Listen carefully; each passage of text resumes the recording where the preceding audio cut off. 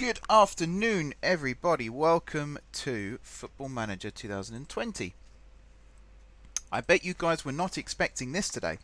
Dan, who is the creator of the Level 20 England database, surprised me and quite a few people yesterday, I imagine, by releasing a Level 13 version with all the cups and everything as part of it. So I downloaded it quicker than I've ever downloaded anything in my life.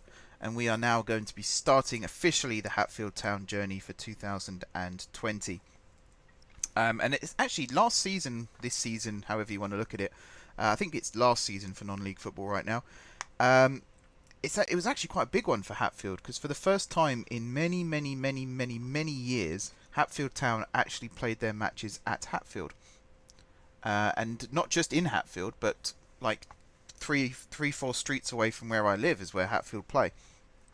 So, big times for them to return back to Hatfield. It is represented in the game. I made sure of that, although all I did was change their location from Welwyn Garden City to Hatfield. The stadium and everything was already set up. And yeah, let's actually get into the game while I'm sitting here chatting.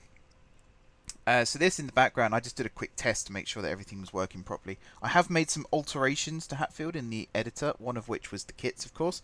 But I've made a couple of other little alterations according to what I want to do with Hatfield this season. So I'll talk about those as we go along as well. So let's start a new career.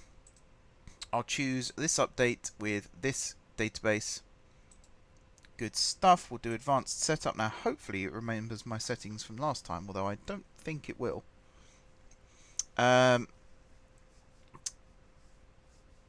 Christophorus, apologies if I'm butchering your name, but welcome to the stream. I always start my streams 5 minutes before the start time, mainly so people aren't just sitting around waiting in awkward silence. But, I mean, you know, you can do that if you want. So, level 11 and above is where we're going to be starting. I'm going to do things like the French League. I'm not going to do the Bundesliga. Actually, I'm not going to do French. I'm going to do probably 5 countries to start with. England, Ireland, Northern Ireland, Scotland, and Wales. They're the main ones, because they're neighbouring countries. And then always select the lowest possible league. As you can see, my game speed is still pretty good right now, so I'm not too worried about that. For this, I'm actually going to go a little bit lower. I'm going to go down to level 12. And I'm going to go down to level 12 and above, and all of these will be actually, yeah, maybe I should do view only for these. I'll do playable, just in case, you never know. And then we're going to go with a large database, 29,780 players at the start. Do not add key staff. We won't add players to teams or anything like that. We won't disable real fixtures or use fake players and stuff. I don't know why anyone would ever click this button. Surely you'd want to use real people if you can. I don't know. Anyway, let's get started.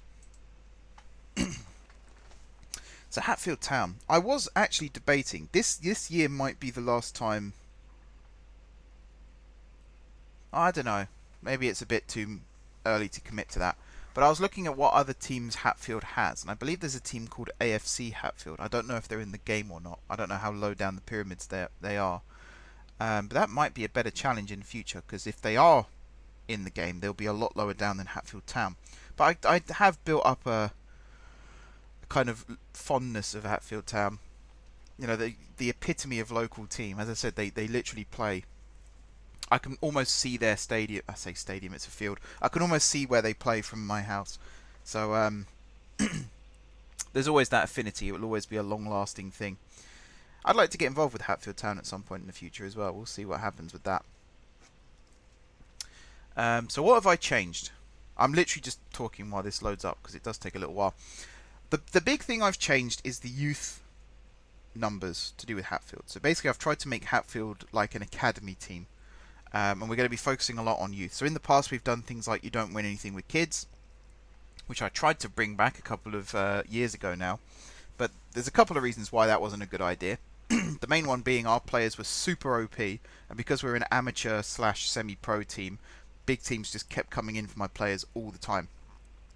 Which in the past I didn't want to do because I built up an attachment to those players.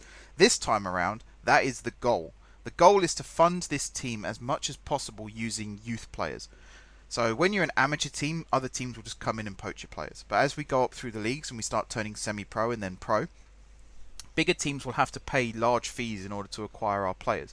And even if they sign them on a free transfer, in inverted commas, there will still be some form of compensation package if they're under the age of 24. Which pretty much all of our players will. I think 25 will be my limit to players that I sign. Again, in the lower leagues, it can be quite tricky to keep to that rule, because a few of the older players are actually very, very valuable assets. So we might have some experience in our team as we go along. Yes. Yeah, the database was uploaded yesterday, Sparky. So yeah, I've manipulated the numbers slightly. I've given Hatfield a better youth setup than perhaps a team of this size should. So when I first loaded up the database last night, everything was set to 0, and I think I've given it youth recruitment, I think, was 13. Youth facilities was 8, and then there was one that I set to 10. There's 4 numbers you can change to do with youth. I think the numbers I changed it to 10, 8, 13, and I think 17. But I can't remember which ones I changed. We can check in a second because I have got the in-game database. The reason I bought the in-game database, £4 by the way, it's actually quite reasonable for what you can do with it. It's just so that I can change the kits every year. So that is the plan. So again, when you're in non-league, you don't change your kits that often. But as we get promoted through the leagues, the idea is to take Hatfield to the Premiership and beyond. So yeah, the goal is to basically win the Champions League, that kind of thing. Are these all the notifications? So yeah, where was I going with this? Oh yeah, the kits. So every now and then we will change the kits. I will show you the kits in a second. I'm very happy with the kits. I designed them myself. That's the main reason why. Can I change? Yes, this is the profile I set up yesterday. So I might as well just keep this. Pretty happy with this. Youngster knowledge is quite high. Working with youngsters is also quite high because that's basically what I'm going to be doing. I'm a bit disappointed that I couldn't keep the profile from the beta. But I'm trying to remember if I played the beta on here or on my laptop. Might have been on my laptop. So for teams, now this confused me yesterday. So it is level 10, but it's no longer the Spartan South Midlands. Hatfield aren't in here anymore. Now I don't remember them getting relegated or anything, but I think they might have shifted leagues. So they are now in, was it level 11? There we go. The Hertfordshire Senior, what was it? Forgot it already. The Hertfordshire Senior County League Premier Division. That's what league we're in now. We're predicted to come first. There's our stadium. Stadium capacity, I did tweak that as well because I want us to stay in the stadium for as long as possible. And there are the 3 kits. Now the away kit, I really like. The home kit, you know, it's about the same as always. But the third kit, oh, c'est magnifique. Now I spent ages yesterday trying to replicate the third kit in the 3D editor on Photoshop. I got it as close as I possibly can. We will see how good it looks in the game. I might have to do some tweaks again. These are going to be my stats. Yeah, happy with that. Let's get stuck in. I like this as well. It's a real nice touch. The Hatfield shirts on the wall. They don't look quite as nice when they're flat like that. Only recently got into 20. Had such a good save in 19. 20 just felt so crap, but my recent save has, pardon the pun, saved the game. I loved the look of 20 when I played the beta, but I stopped playing the game. Basically, I was top of League 2 with Stevenage. And the reason I stopped playing to begin with is because Stevenage in real life were doing absolute turd. And it was kind of disheartening to do really well in the game as Stevenage and then go to a match in real life and watch them get their asses handed to them. So I stopped playing for that, but I also wanted to wait for this. So I have been playing 19. Even yet last night I was playing 19, getting Hatfield into the Premier League, keeping them in the Premier League, which is really difficult now. It used to be quite easy, whereas these days it's really, really tricky. Good afternoon, George. Welcome, welcome, welcome. And so yeah, I mean, I've got several goals for what I want to do with this series. This video, by the way, I should have mentioned this at the start. Currently, it's called the Quarantine Streams number 16, but I will be changing the name after the stream before it becomes a video, because this is episode 1 of a new Football Manager series on the channel, which will After the quarantine is over, it will become a weekly stream, but right now it will just be streamed as and when. Do love Steamage's new badge. I do like it. A lot of people don't. A lot of people don't like change, and I think that's the reason. I do like it. I miss the old badge, though. And I can't help but feel that we've been jinxed by changing the badge, because we did alright last season, and now we suck. Anyway, Hatfield of today confirmed the appointment of Mark Jeffries as the club's new manager. Eyebrows have been raised in the world of football at the appointment of the 26-year-old, to be 26 again, who has recently spent time away from club football, and he is sure to face plenty of questions when he faces the media for the first time at Birchwood Leisure Centre. It's a really nice place, actually. I recommend it. Jeffries has put pen to paper on a month-to-month deal worth NA, because we're an amateur team. Jeffries lacks the reputation of a title specialist, which, given the club's current ambitions, creates an intriguing dynamic. So this is the new part of Football Manager that I'm a little bit worried about, is the fact that the board have expectations, and if you don't meet those expectations, they may fire you. So right now, I have to finish first. I have to win. But I'm hoping I've got a good... Poor training facilities, good youth facilities, fairly basic youth recruitment. That's what we've gone with for now. But I have also given the club a chairman who is an... it's the one that starts with back. So you've got underwriter, which basically they wipe off the debts every now and then. And then you've got like sugar daddy, who just constantly pumps money in. And then you've got the one in between. I think it's called back... What are the options? I can't even remember. But it's the second from the top in the list. So they should be willing to upgrade things like the youth facilities and stuff like that, as long as it's not too expensive. This is the tactic. I mean, right now we have no players, which is part of the problem. So a lot of this is blank. Sign players under the age of 23. That's one thing that the club wants me to do. And... these are the other things. They want me to win the league, and they also want me to win the cup, which is going to be tricky. And then, yeah, it's just promotion, promotion, promotion, all the way down. So those are the objectives I have to hit. And yeah, I'm going to schedule a press conference and an inter-squad friendly. Why not? Save the game, overwrite the one that I made yesterday. But this is what we're doing now. This is what we're doing. I am open to people suggesting signings as well, because at this stage, I'm going to go for the big three up front if I can. I already tried to sign three of them actually, all three of them yesterday. Two wanted to join, one didn't. I'll let you decide who's who. You'll find out in a second anyway. So tactics introduction. I'm going to do this first because I'm going to cheat slightly, and I'm going to use the tactic that my Stevenage team had, which was this. And same with the match plan, which is this.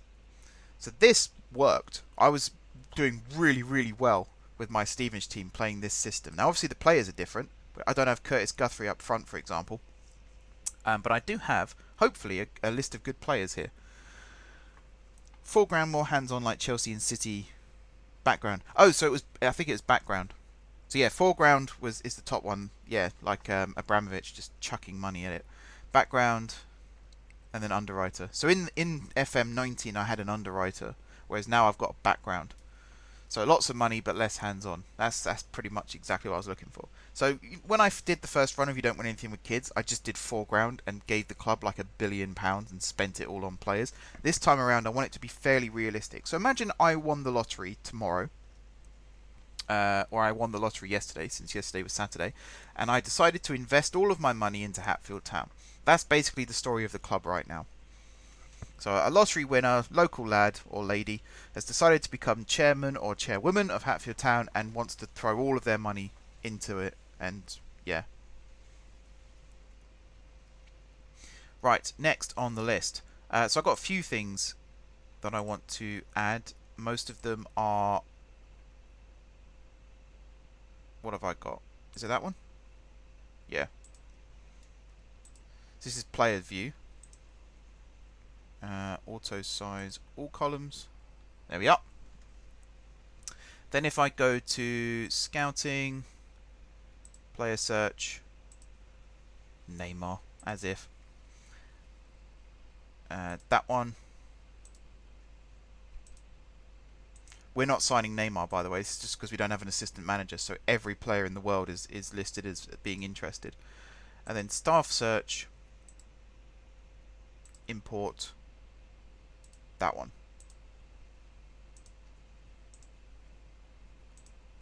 So right now, I just want an assistant manager. And the easiest way to get one is probably going to be to put a job posting in the job center. But for now, I'll have a look here and see if anyone's interested. I'm looking to see if there's any familiar names, because chances are someone familiar. Could be one of your legends from last year. Could be one of my legends from last year. I had a youth player called JK, which is the least imaginative name in the history of the world. But, oh, Tony Adams. He'd be a good director of football. Oh, he's still at Granada, is he? Yeah, JK. So he started off as a young striker for me. And then after a season, this was in League 2, I think I had him. He came through my academy, and then Millwall bought him for, I think, £5 million. And then I just loaned him for every season of his contract at Millwall. Went all the way up, and then just as I got promoted from the Championship, his contract at Millwall expired, and I re-signed him on a free transfer. And he became one of the best inside forwards on the left wing I've ever played with in Football Manager. He was immense. Yeah, so basically your assistant manager is like your in-game filter. So right now Neymar is listed as being interested in joining us. We all know that's not true. So after a while, once we've got our assistant manager, more realistic transfer targets will appear. So I just need to find... I'm going to go into the job center for this. Place an advert. Assistant manager. I'm also going to place an advert for a director of football. So that's going to be the next tricky one to fill. Sounds like Millwall let our best players go for free. Millwall? Bloody Millwall. Every time I had a decent player come through the academy, Millwall tried to sign them. So I had another striker called Craig Stones, who was built like a brick shithouse, basically. 6'5", target man, proper centre forward. They spent £6 million on him and loaned him back to me the first season. So I can see what they're doing. They're trying to build for the future. They were a Premier League team at this point, by the way. That's why they had all this money to spend. But I mean, bloody hell. It was a real slog trying to keep hold of my players. Every time someone came through, I was just waiting for the call from Millwall. I had a really good right back who Millwall tried to sign and failed. He actually turned them down. And I breathed a huge sigh of relief. And what I didn't realise is Stoke had matched the bid, so he went to Stoke instead. But that wasn't the plan last season. That is the plan this season. So every time we have a good player and a big team comes in for them, just sell. Might as well. Now, I've not used this screen for a long time, so you'll have to bear with me if I can't remember where things are. Actually, I think I'm happy with this. Yeah, I think I'm happy with this. I'll let them set the expectations for now. Transfer window, search starts. Okie dokie. So the next thing I should do is have a look at what players we have in our squad. Actually, no, the next thing I should do is search for the original Hatfield legends. Alex Dinsmore, who I hope is still good. We can but try. And Robbie Parsons, who, if I scroll down slightly, where is he? There he is. Now, the one who turned me down was Clifton. I think Clifton in real life is probably above our level right now. But, I'll look him up again. Because you never know. Danny Clifton, striker at St Ives. Oh, it's only because he's... Okay. So I did this on my laptop when I was streaming it. So the resolution wasn't great. So he's not long joined his new club, and that's why he's not interested. So we'll give it like a month or two, and then he might be willing to talk. Damn, $1 million in real life for us is considered an astronomical signing. I know, right? They spent a combined, like, almost £12 million on two 17/18-year-olds, and then never really played them. Stones was out on loan every single season, and, JK joined me again until his contract expired. So now every single person in the world wants to sign, every single team in the world wants to sign Parsons and Dinsmore. So this is because my chairman is currently in charge of signings. I will change that shortly. So he's going to try and bring in some players for me, which I don't mind right now. Because, I mean, at this current moment, none of these players have contracts, which is why they're all greyed out. I could just give them all contracts, and then we'll see where we're at with them. Because we're not paying them, that's the thing. Even if we give all of these guys contracts, we're not paying them, because we're an amateur team. So I can just give everyone in all of my squads a contract, and then go from here. Not against that idea. So this is them signing the deals. That's why I'm so proud of Harris. Even if every fan turned against him, he did a fantastic job with no money. Smaller teams in League One had more money than us. I've always wanted to ask that question though, because okay, the Den wasn't getting sold out necessarily every single game, but the fact that you weren't spending much on wages and you weren't spending much on transfers, you had a pretty big stadium that was getting pretty decent, capacity. Where's the money going?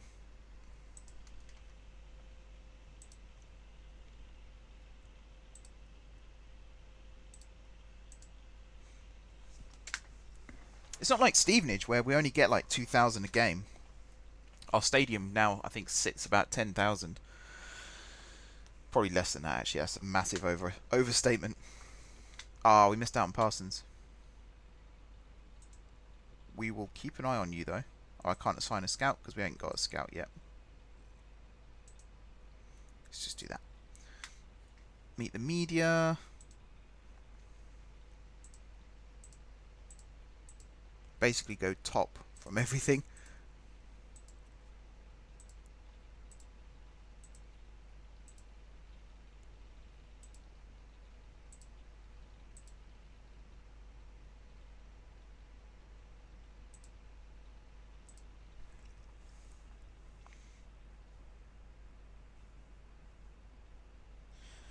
Yeah, it's a championship team. There's a big difference between the championship and the Premier League.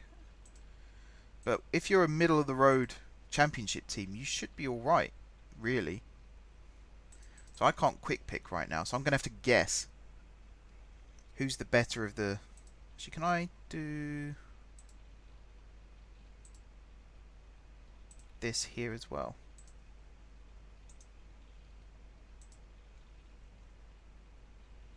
Yeah, I'm going to do this for now. So your stats are as follows. What's this red line? No idea. You're actually pretty similar. Oh wait, no, you're completely different. So your goalkeeper stats 7, 8, 7. Okay, I think it's going to be Galbraith starting in goal. Yeah, this isn't going to work, is it? Go selection info. So I need a right back, which looks like it's going to be you, Mr. Hooper. I have no idea if you can play here or not, because I haven't got an assistant to tell me. Centre backs, you and you. Actually, you can play right back as well, Macaulay. I think we'll play Macaulay at right back. Left back, looks like it's going to be Neufville. Centre mids, Vincent and yeah, we'll go Sharif.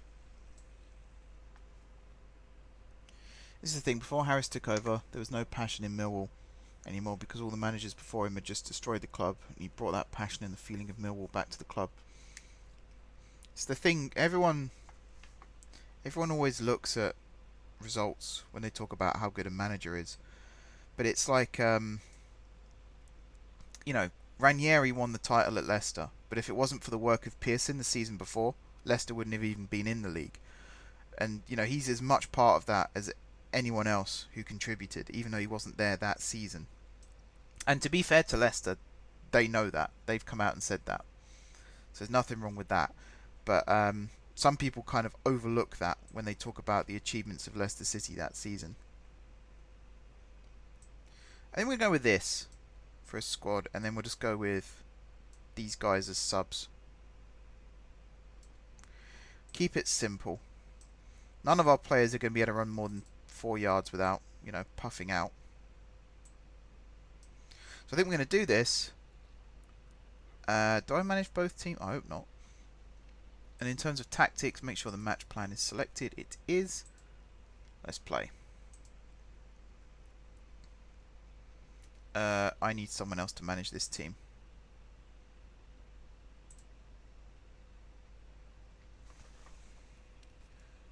Right, hang on. I need to remind myself. Match?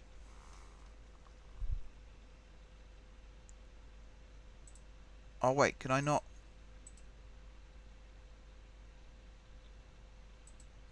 Oh wow, okay. So I can't change this. Because I don't have anyone working for me right now. Do I... Oh wow. Right, okay. Okay, I'm not going to complain. I'm just going to sabotage the under 18s.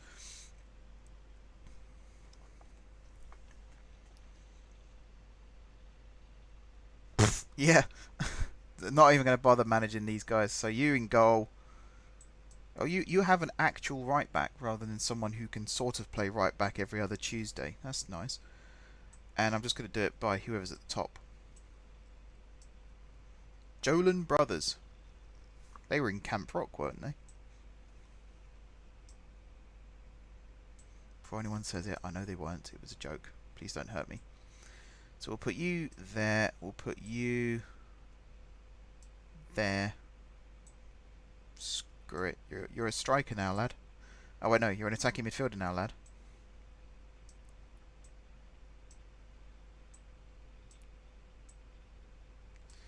So I'm assuming these guys are going to be wearing the away kit and not the third kit. I've got some actual signs here of whether they want to play there or not. That's interesting. Right, let's play. Yeah, they're in the away kit. I really want to see the third kit, what it looks like. Okay, here goes. Ask assistant. I don't bloody know. End team talk.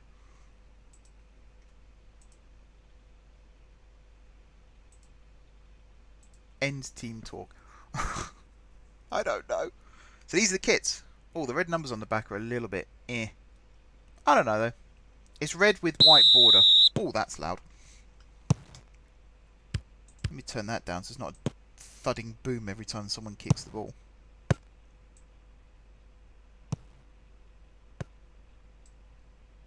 There we go. That's a long time, as you can see, since I played this. So I want match overview. No. What do I want? I want player ratings for Hatfield. That's going to go up in this corner. Yeah, I'm going to flood the screen with so 1, 2, 3, 4, 5, 6. That's about 7. Flood the screen with data at this point. Body language, that's also useful because when you do shouts and stuff like that, you want to make sure that your players are actually listening to you.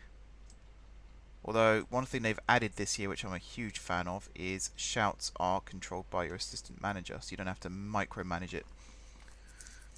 Hiring testers, and I was chatting with him, and only turns out you work for Sports Interactive. What? Was that the wrong chat? Alright. Can't bring up league table yet because there isn't one. We'll do match stats. That's what I want. There we are. You go up in this top corner here, and we customize the hell out of this. So I want half chances, woodwork, long shots, kilometers run, saves held, saves parried, crosses completed. Trying to use voice chat because I'm on my phone at the moment and it's having a seizure. Oh, no worries. Okay, I think we'll have that as a stat thing to start with. We will fill this up as we go. What else? Radar. Always got to have a radar. Check where your players are at all times. That sounds a bit creepy, doesn't it? That's not what I meant. During a match, you want to make sure your players are doing what you're telling them to do, or lining up in the correct positions and stuff like that. Which reminds me, formation. So this can be kept relatively small. I normally have this just next to this, just to see what system we're actually playing. I also have the, I was about to say the enemy team. No, the opposition. That's the better word for it. I have them next to us, so I can see what they're doing, and then I can see what we're doing to match it. Action zones and focus of attacks. That's also quite important. So you go there, and you go there. And then I increase the size of these so I can actually see. This is all useful information. You know, this is why I like this game, even over Motorsport Manager, because the information you have available to you is incredible here. Match overview. Yep. Actually, no. Match information is probably better for this. Oops. Because it tells you the score. Oh, no, both. Yeah, we'll have both.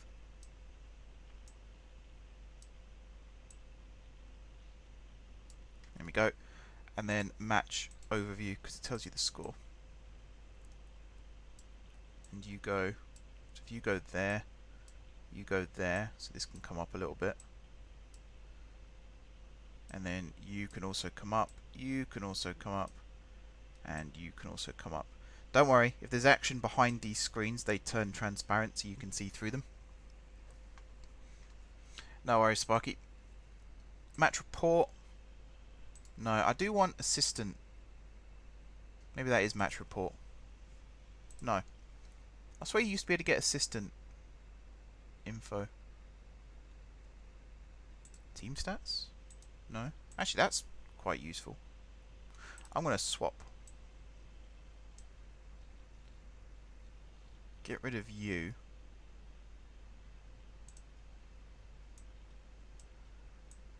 For the first time in like 6 years, I'm actually using a different thing for this. There we are. Which means this needs to come down. So that can go to about there. You go there. Oop, no. You go there. You go there. This one can come up a little bit. This is the only time I'm going to be doing this, by the way, once this is all set up. Apart from the league table, which we'll add in eventually. This will all be fine.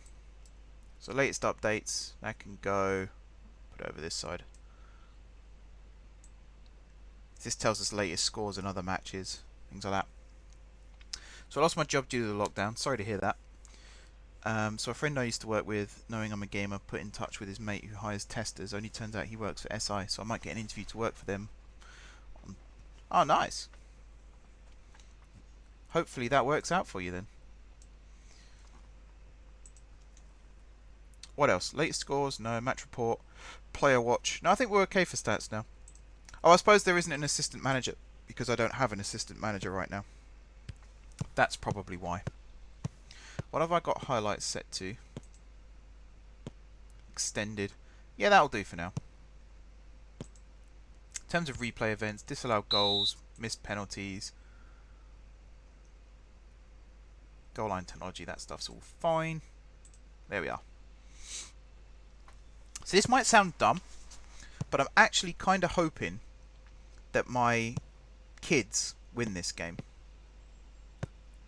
Because then I can promote them into the first team, knowing that I've got a team that's already better than the previous one. Hopefully, plus I'm going to leave plumbing now. I'm applying for the emergency services. That is a very, very noble thing to do.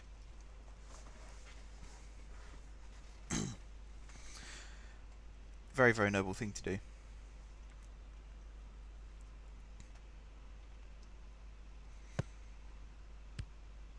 Right, cross comes in.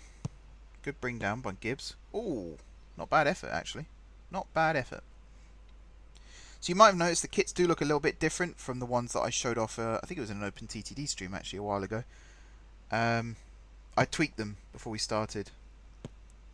So I moved the logos around a little bit, changed the size. The home kit I've not done too much with apart from change the number colour. And I think I did something with the socks as well to make the gradient a little bit nicer. But the away kit, the socks are now the same as the home kit, and I did some tweaks to the trims and stuff. And the third kit, as I said, is a whole new kit. How's the video game company going? Can't really talk about it at the moment, I'm afraid. Some stuff has happened, that's all I can say. So as soon as I can talk about it, you guys will be the first ones to know. But right now, I'm afraid I can't really say too much. But I'm considering options for other things that I can work on. Some to do with M4J, some to do with other things.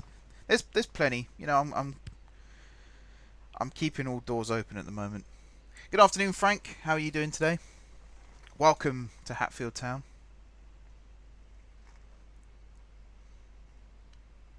Okay, so it looks like it's going to be 0-0 at half time. It is 0-0 at half time. That's pretty even. Bit here, bit there. Not too bad. I'm not even going to bother team talks. Have you seen Riot's new game? I saw a trailer for a game the other day, which I think was theirs. Is it the trailer where they're in like a aircraft at the start and they're kind of bantering with each other and then they drop down into an operation? Is that the one?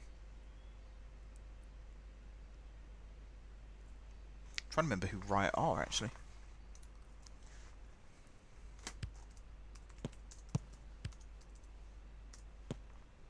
Is this the one I was thinking of?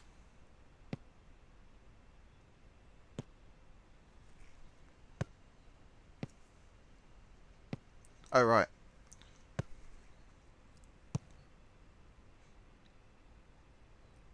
Oh, Valorant, yes. I've seen some brief gameplay footage of it. Apparently it's taken the world by storm at the moment. Might have to check it out. I know it's in is it beta mode at the moment, so only people with keys can play it. There's no way I'm going to get a key right now. I'm not big enough for that. I am kind of liking this throwback that's going on in the games industry at the moment. Sort of taking the best from what was good in the 90s and early noughties and then adding a modern spin to it. I think it's a really neat thing to do. Closed beta. Yeah. I wish I had exploited it more. I was actually in the closed beta of Minecraft Earth. I was invited to take part. And I guess they were expecting me to like produce content or something, but I didn't. I played the game very briefly. Problem was I wasn't really going out enough to be able to explore the world and get collectibles and stuff. So I'd build a house or tame a cow or whatever, and then there wasn't really much left I could do. But I can say from personal experience that Minecraft Earth is a very, very innovative game. It is Pokemon Go with Minecraft, but in a way that really hasn't been done before. So I was enjoying it. Don't get me wrong. That was a boring match. 0-0 draw. 2 bookings for them, 1 booking for me. Player of the match was Adrian Eaton Collins. What were the stats? 7 shots, only 1 on target. They had 5 and 3. That was a really kind of like even match, but at the same time dull as hell. Dull as hell. The sooner I get an assistant manager and can start actually building a team, the better, I feel. I'm supposed to be playing more friendlies. Tonbridge Wells, Hammersmith. It's quite a stretch. Giving out keys to anyone. A friend of mine who's got less followers got one. You just have to link a Riot account to your Twitch and watch the big streamers. Okay. Might have to have a look at that then. Oh, I have a goalkeeping coach. An under-18s goalkeeping coach. Are you actually a good goalkeeping? No, you're not. You're not at all. But it's the start of the process. We have an under-18s physio as well. You're actually all right, all things considered. So pending transfers down here, training here, finance and salary here. Don't mind that. Performance. So yeah, this I really want to be keeping an eye on, because if this starts going bad, then that's when they sack me. So I think, yeah, manager performance is probably the best one for that.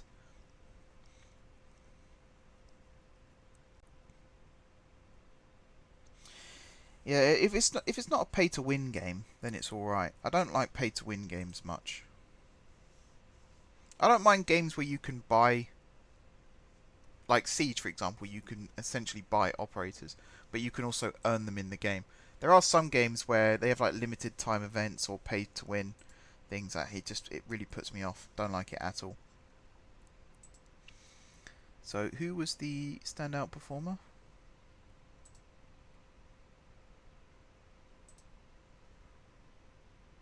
Where's he gone? Centre back. Was it Aiden Stokes? Moved to senior squad. Oh, do I have a... I'm pretty sure I hit skip, thank you.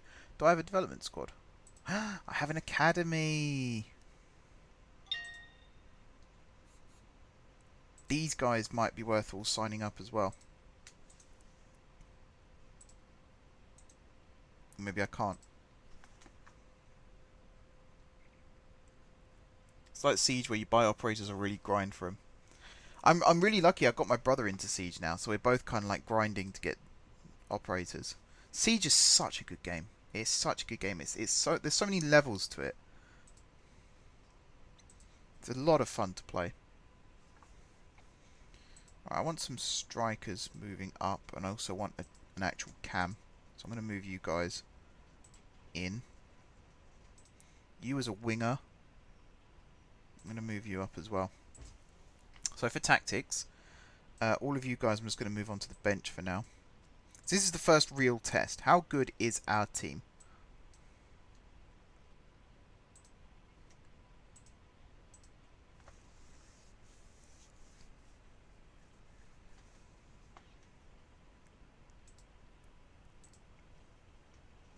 So is it a home game against Tunbridge Wells?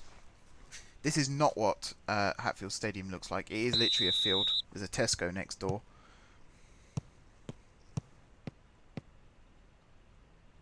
Siege nearly failed in the first year. The download numbers were not what was expected. And then most devs would have given up on it. But I think Ubisoft were very close to giving up on it. And then they had ideas for new operators, new maps, things like that. And I mean, this year, some of the ideas they've got for this year, like the special events, the operators, the fact that they're now revamping old maps and operators, and I mean, they're treating them as if they're new when they bring out the improvements. And most people might think of that as like a con, but like Oregon this year, the map Oregon, it feels brand new. It doesn't feel like an old map that's been reworked. It feels new. It just so happens that I already have a little bit of familiarity about it. I don't know what it is about it. It just feels genius what they're doing with it. I'm really, really liking the direction the game's going in. And, just little tweaks here and there. It just feels like a completely different game to when I started playing it, but in a really good way.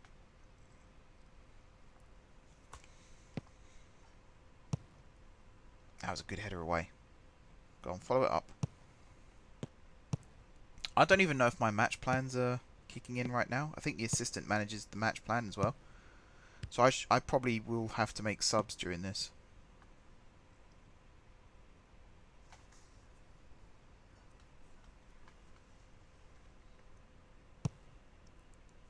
There's like a sort of sequel to Siege. Rainbow Six begins with O, I think.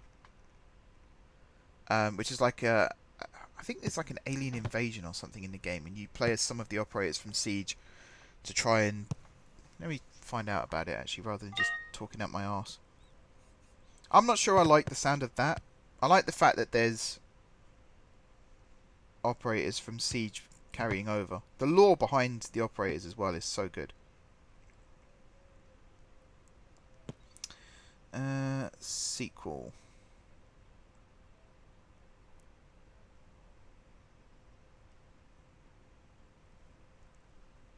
Sequel?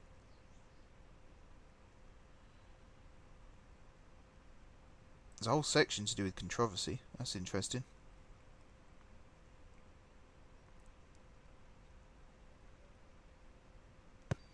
Hang on, I will find it.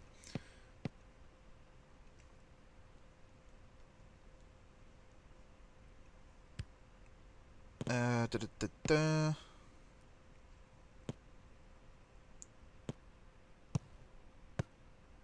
So they don't have a Siege sequel planned.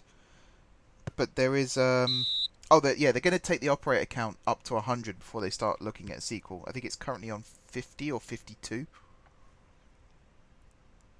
Rainbow Six Quarantine. No, wait. Rainbow Six Outbreak. Sorry. That's the new game. It was meant to be revealed at E3 this year, but it's not happening. So it could be called Quarantine. It could be called Outbreak. And it's meant to... I think it's meant to tie Siege into the Division a little bit more. And it's meant to follow on from the Outbreak special event from a couple of years ago. So I'm not a big fan of... I mean, there's some pretty wacky stuff in Siege anyway, but the whole alien invasion thing for a game like Siege feels very grounded in reality. So even though there are things like holograms and, you know, glasses that can stop you getting flashbanged and so you can see through smoke, some of that is realistic, some of that isn't. But it still feels very grounded in reality. So if they suddenly start throwing aliens into the equation, it feels really weird. Have they subbed my whole team?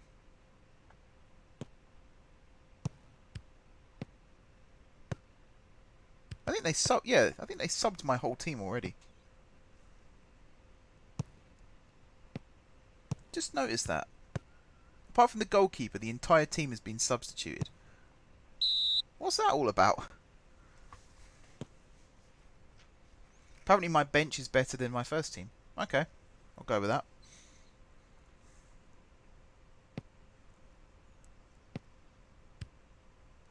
I do like Siege. Ubisoft in general are doing some pretty good things right now.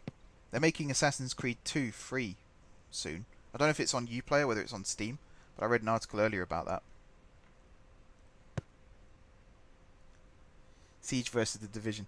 So yeah, the Division is... So all the Ubisoft games, there's a theory that they're all set in the same universe. And that was kind of confirmed because Ghost Recon Wildlands, was it Cavier, IQ, Blitz, and Mira, I think it was, appear in Wildlands. Plus the Division, and specifically the Division 2, a lot of the gadgets from Siege, like you watch the progression of the gadgets. So there's a drone in the Division 2 that is an upgrade to Doc's stim pistol. And there's also a decoy, I believe, that's an upgrade to Alibi's holograms. But the Division 2 is set in the future after a... Is it a chemical outbreak or something like that? I can't remember the exact story. I've never played the Division, in all honesty. But so yeah, that's why no Siege operators appear in the game, because it's in the future. But if they are all set in the same universe, then this semi-sequel to Siege could explain the series of events that led to the Division. It was an illness. Yeah, it might have been a virus, thinking about it. But I do like that. Developers who tie their games. Like there's the Rockstar theory as well, that a lot of Rockstar games are tied together. I don't personally believe that one. I think they just throw Easter eggs in every now and then. Like the Bullworth Academy appears in GTA 5. Bully could potentially be in the same universe as GTA. But, I mean, there is also a reference actually to the city that Manhunt takes place in. But I don't think Red Dead takes place in the same world as GTA. Even if it did happen 200 years prior. I don't think those two are linked. That was a really good equaliser we scored just now, by the way. Should have commentated on that. Great header from Danny Kuma. Good ball in. Good header across. Oh, good block. This kit actually looks really nice. The more I look at it, the more I like it. I think there'll be a Bully 2 at some point. They wouldn't have canned it unless they didn't think it was good enough. The problem with Rockstar now is they've set the benchmark so high for what their next game's going to be.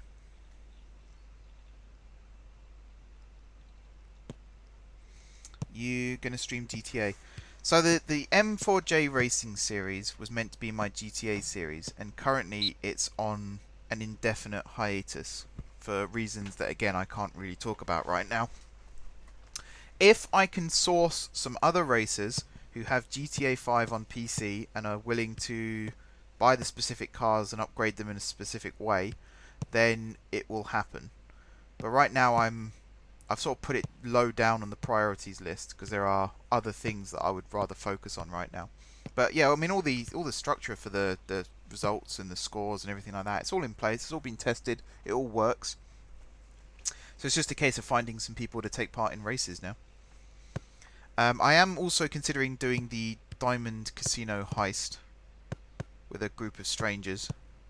Like, literally just start the heists and see who joins.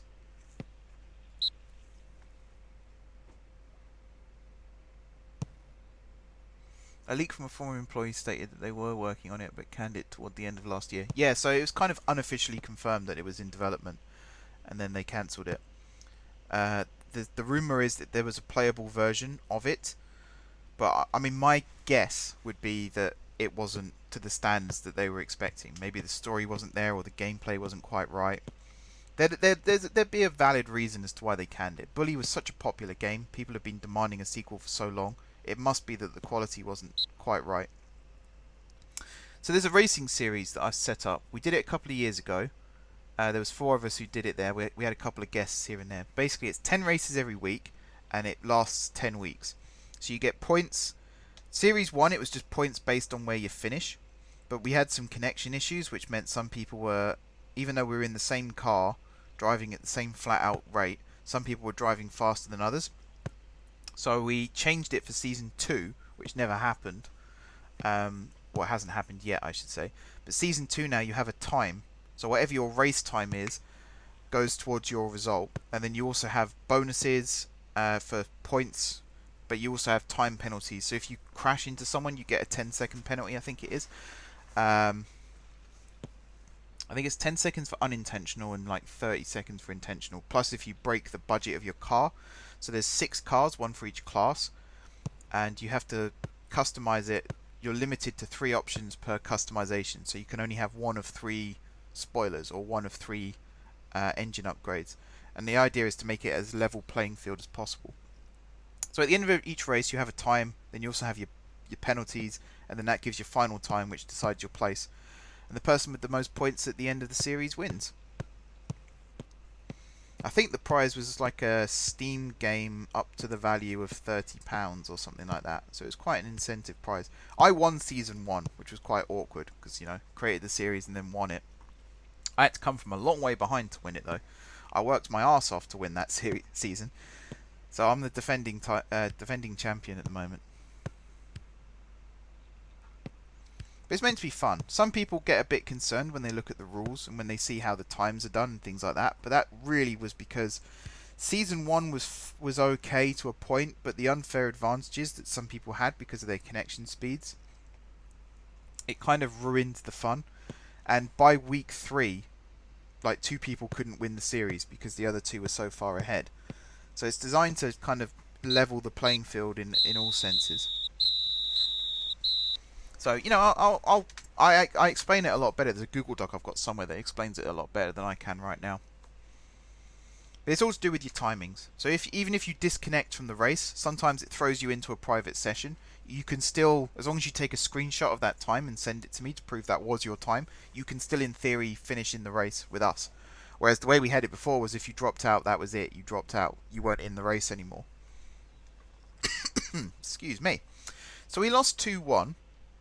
But actually, we didn't do too bad, all things considered. I think, aren't Tunbridge Wells like a league or 2 above us? Yeah, I believe they are. So I'm not too upset by that, because we're still developing the team right now. I still don't know who's good or anything. What's the rules on steering wheels? If you have a steering wheel as a controller, you're more than welcome to use it. I use an Xbox controller when I'm racing.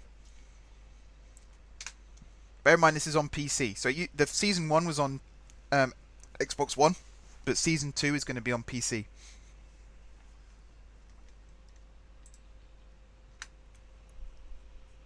So the only strict rules that you'll get penalised for are if you go over budget, because that's the other thing. For each car you have a budget, and that includes the cost of buying the car.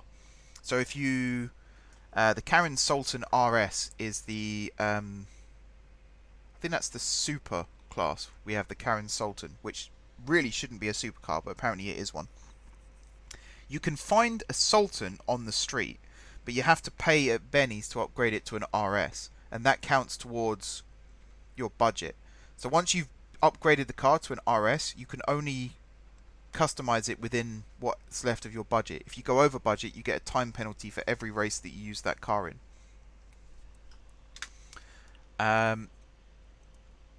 What else? You can't put a turbo on your car. It has to be turboless. Because again, level playing field.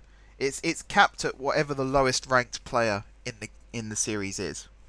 So I think currently it's capped at like rank 25. But it might go up a little bit higher. Plus, if you race in the season, your results count towards unlocking future upgrades for your car. So once everyone has unlocked turbos, for example, then we'll add turbos in. But until that happens, turbos are restricted. It's designed to be fun. That's the main thing. It's designed to be fun. It's designed to be fair. So all the rule heavy stuff, leave that to me. I'll worry about that. Damn, we missed out on Dinsmore too. That's annoying. I'll bring all these guys in on trial. Might as well.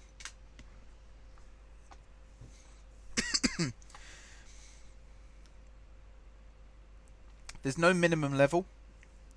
You know, you could be level 1 and take part. That might affect how we customize the cars. But yeah, you can be pretty much level 1. Because the other thing is, taking part in these races, because it'll be part of a playlist, you'll get RP and money for each race you compete in, depending on where you finish. So that goes towards paying for upgrades for future cars. It also goes towards leveling up your character as well. It's only fair. I like to think it's a good system. And I have a Google sheet that automates everything. So all I do is put in the times, put in whether you're being penalised, and it works out where you've actually finished in that race. So you could finish stone dead last, but someone deliberately crashed into you earlier on in the race, and because of that, you could end up finishing above them. You might even end up finishing first, depending on what the penalties are. Nice. So that's 2 of us. I'd like there to be like 5 or 6 people before we start. That's kind of my minimum for most of these things now, is 5 or 6. Can I bring this guy in on loan? Not listed for loan. I think we could bring this guy in on loan. He looks like a good goalkeeper. I've got to refamiliarise myself with the transfers screen as well. What are you, an attacking midfielder? Again, you're not bad. I'm not going to bring too many players in though. How old are you actually? 18. Okay, so you kind of fit my rule. These guys... Oh, you're good though. You're really good. It's annoying.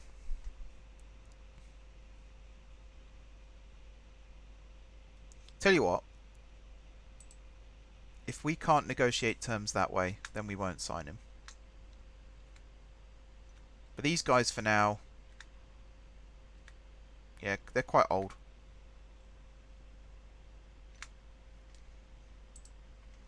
So I need to get an assistant manager in. That's my priority right now, is to get an assistant manager in.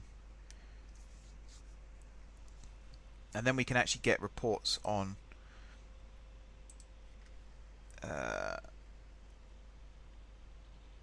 Oh, okay. That solves that problem. Can I get reports on these players now? No, not dynamics, squad. Are these actually their ratings? Can't be. Oh, it is. Shit. I ain't good. Under 23s? You. Auto size all. Okay, maybe these aren't as good as I thought they'd be. Oh, these guys are pretty good. You're very good. Get in my senior squad. And you. Get in my senior squad. And you, in fact.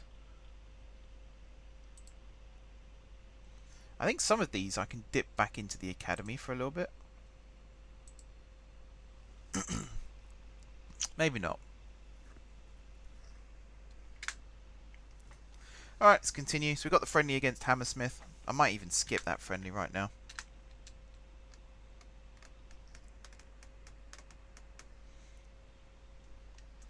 So we might be signing...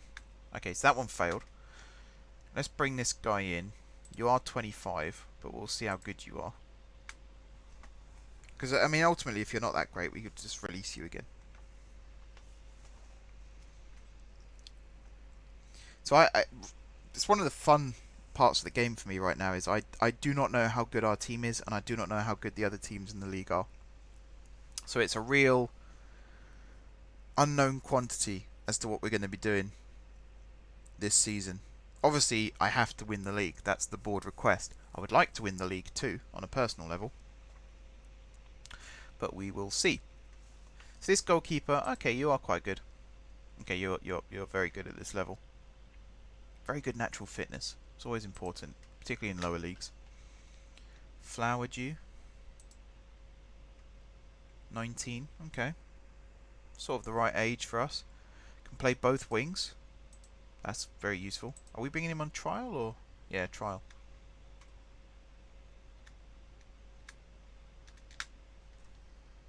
Here he is. Let's find out how good he is. Oh, he's very good. He is very good. So we got to do it. He's only 19, so he fits in with our rules. Can I? No. All right. Gonna have to attend.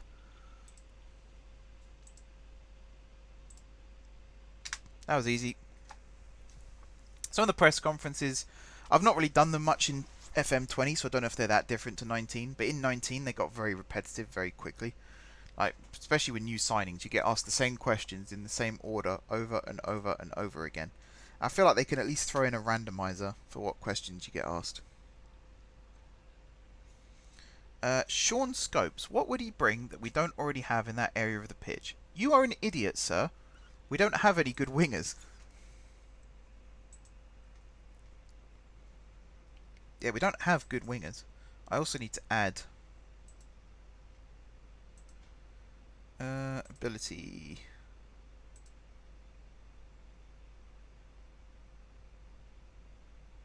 Yeah, ability.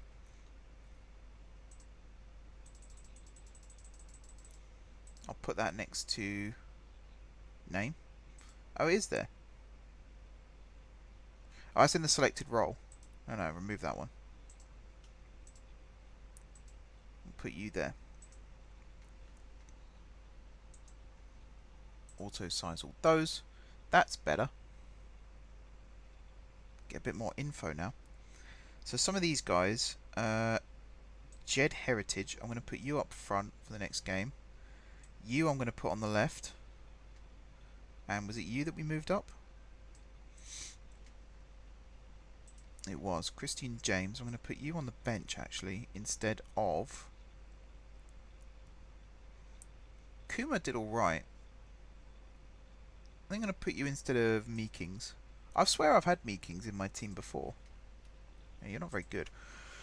Who else? Oh yeah, Connor Lee.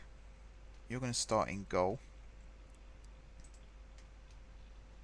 These guys have got good potential, but right now they're... Oh, you're actually really good. Okay, you're going to be on the bench instead of Kitely, who's not very good. How good's Heritage? Okay, so we're going to put Gibbs up front again instead of Heritage. Oh man, trying to manage this without actually knowing how good everyone is. Getting an assistant manager, then you know that will fill out the stars here and that will help things out.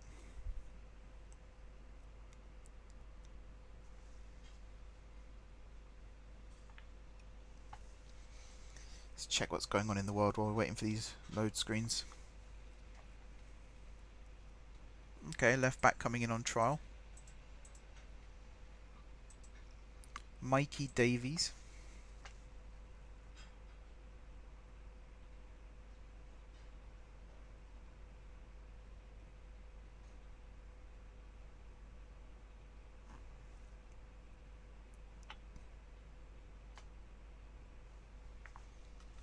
Let's see how good he is.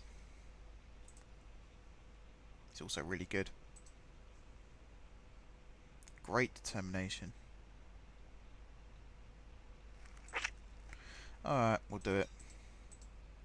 I feel like I'm breaking my rules already, but he is only, what are you, 19? Yeah. So you're below the age of 23. That's the main thing. So according to the board, at least, I'm sticking within the rules. I mean, I said 25 was my limit. So we're there or thereabouts. Alright, we've got the Hammersmith friendly now. Has it not been long enough to get some assistant manager applicants yet? And a director of football. Getting both of those would be really handy.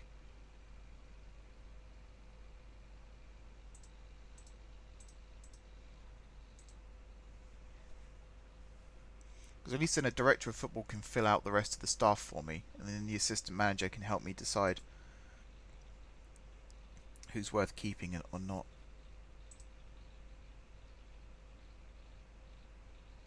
Come on, game. Playing in the away kit. The one thing I am concerned about with the third kit is because it's black and referees tend to wear black, we might never see it.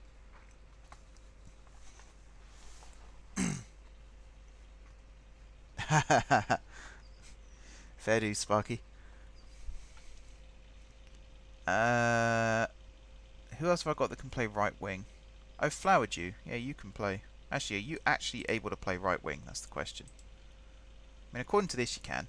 It says natural. So, Flower Dew, you're going to sit on the bench instead of Googe. I think this is going to be our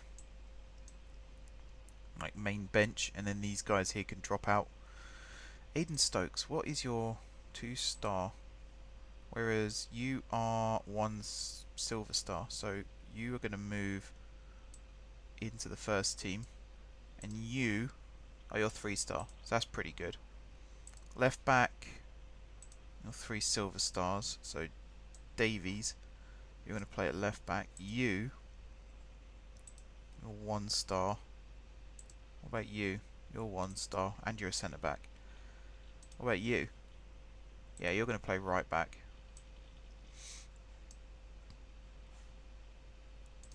I need to look at these trialists a bit more. Gravata. You're a very good cam. What's our current cam? You're actually a striker, bud. So I'm going to swap. I'm going to put Gravata in for Bud. And then Lovell. You're a good cam as well, actually, but you're too old, so we won't be signing it. Actually, how old is Gravata? 18. Okay. This is my team. Let's do it. Do you guys want music in the background, by the way, or are you happy with the way things are at the moment?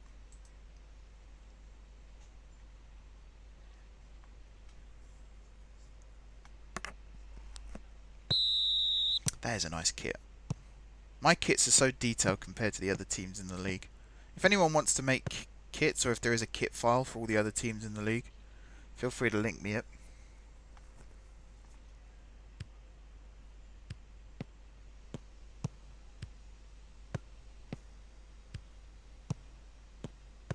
Up to me. Oh, I'm not sure I can handle the responsibility. Hit it. Go on. Oh, you fool. Alright, I'll put some stream music on.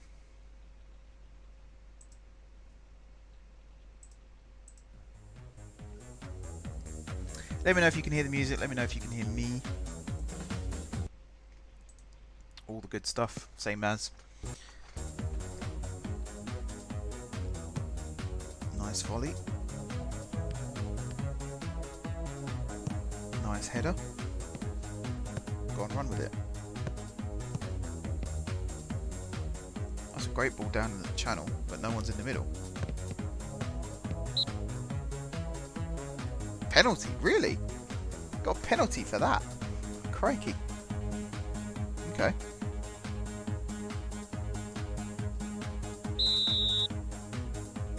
Doyle from the spot.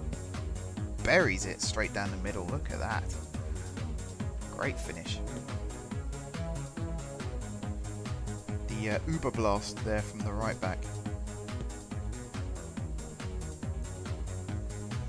It's the first time we have taken the lead in a match in this this series. Let's see if it lasts. Go on, keep putting the pressure on. Keep putting the pressure on.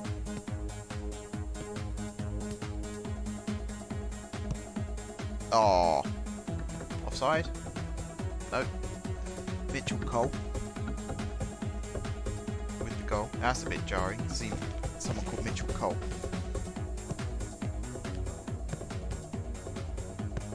It's good shielding by their guy there. That's a great ball over the top as well. Not really sure there's anything more the defence could have done there. They held their line. Just broke the offside trap.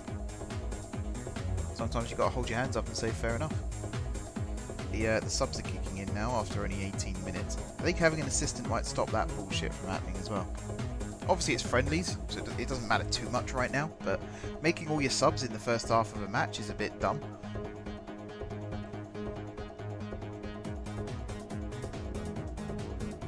Like half our team now has changed.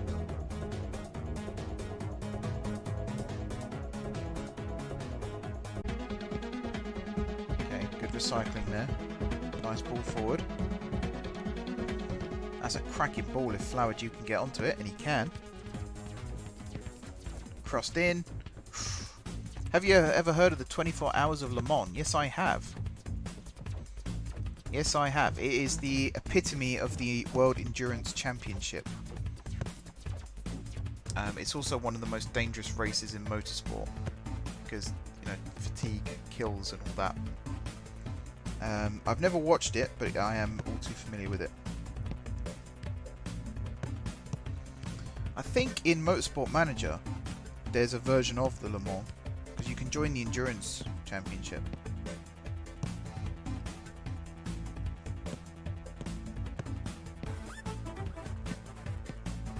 Yeah, the one with Matt Damon and Christian Bale in. I think in America it's called Ford versus Ferrari because Le Mans 66 means nothing to them.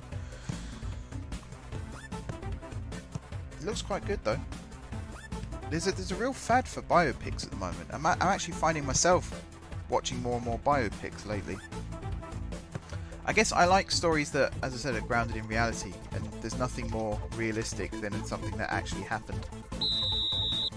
Obviously they're slightly fictionalized for cinema purposes. But I don't know, it's still nice to see films based on real people, find out their stories.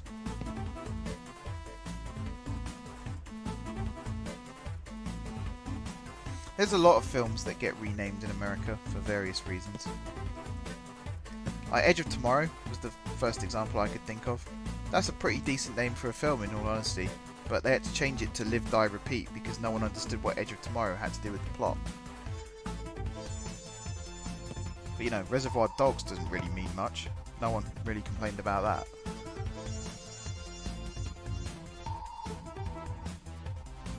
This, by the way, is a great ball in from Flowerdew. What a header that was from Hooper. So we're back in the lead. Let's hold on to it this time, lads.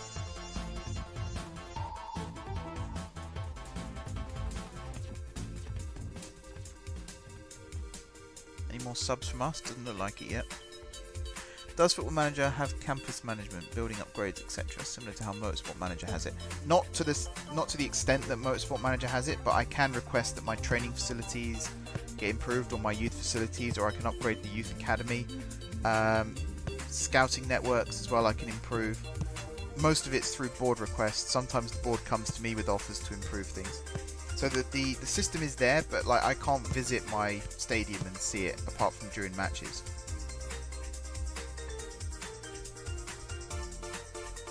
But yeah, the system is kind of in place. There's a game called Top 11, which is quite similar to Football Manager in many respects, but in that you can like fully upgrade your stadium and things like that. Stan started a band, they signed to a label. First thing the label does is, okay, now we can work on your biopic. It has to be China friendly, so they ban loads of stuff. Ah, satire.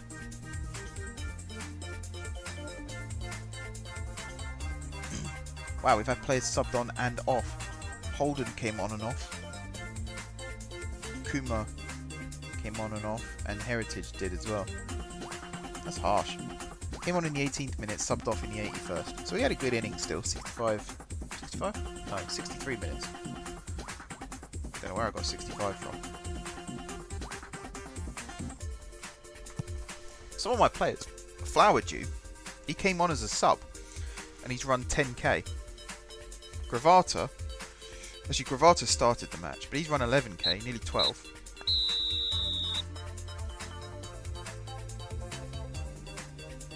Bloody hell. I've never liked South Park myself. I don't know why. That's the thing, I don't actually know why. I like Team America, but I tried watching South Park and I just thought, what is this? I think it's a bit too surreal for me. Alright, that was a good friendly against Hammersmith. Got a good gauge of the teams there. I don't think Hammersmith are in our league though. So, again, I don't even know what leagues they're in. And even if you find out the name of the league, it doesn't necessarily tell you... Excuse me, blowing dust off my keyboard as well. It doesn't necessarily tell you what level they're at. So we're currently at level 11 in the football pyramid. We used to be level 10. So that, to me, says that we've got to go another season still before we get to the Premier League. Yeah, let's sign you. You actually had a really good performance in that match. Your free kick delivery was superb. You don't even know what your stat is right now.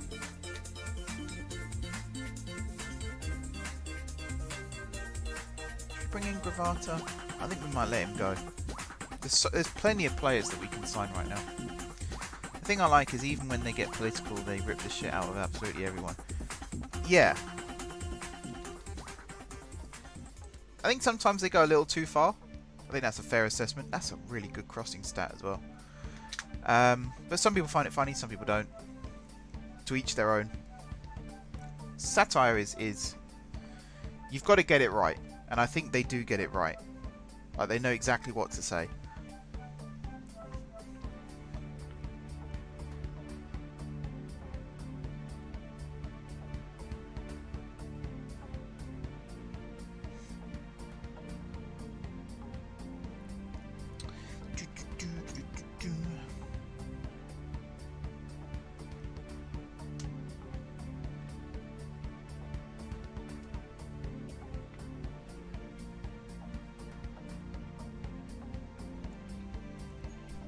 Alright, next match is against Chipstead, and then we've got... Who was that? Don't even see. Rotherfield United, Barkingside, Alton Casuals under 23s, and then we're into the league with a match against Cockfosters Reserves. So there aren't many league matches this season. So we might be able to blast through this season probably today, if we're quick. Creators have said they are ready to leave it forever. They will just only do it when they get cancelled. So they keep doing shit to get cancelled. Yeah. Trey Parker and Matt Stone are the dictionary definition of trolls. Sort of in a good way, but trolls.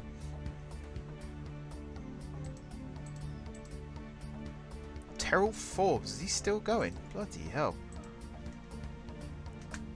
Thought he was in his 60s. He's been around forever.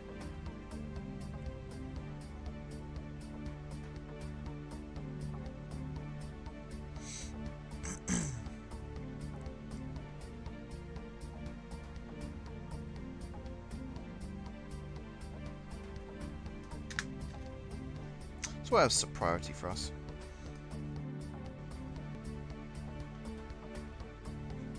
Let me show you the board stuff, because the question has been asked.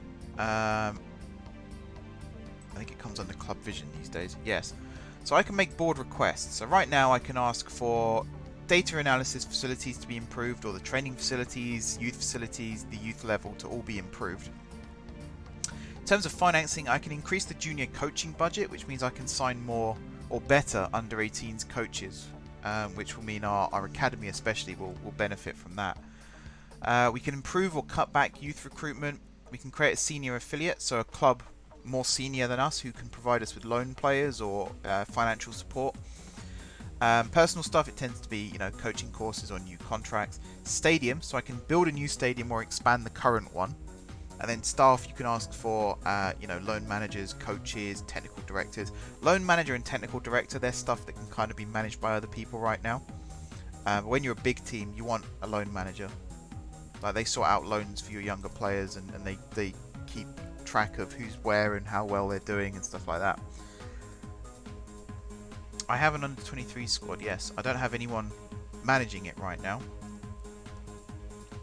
but we do have one. There's also no one worthwhile here right now.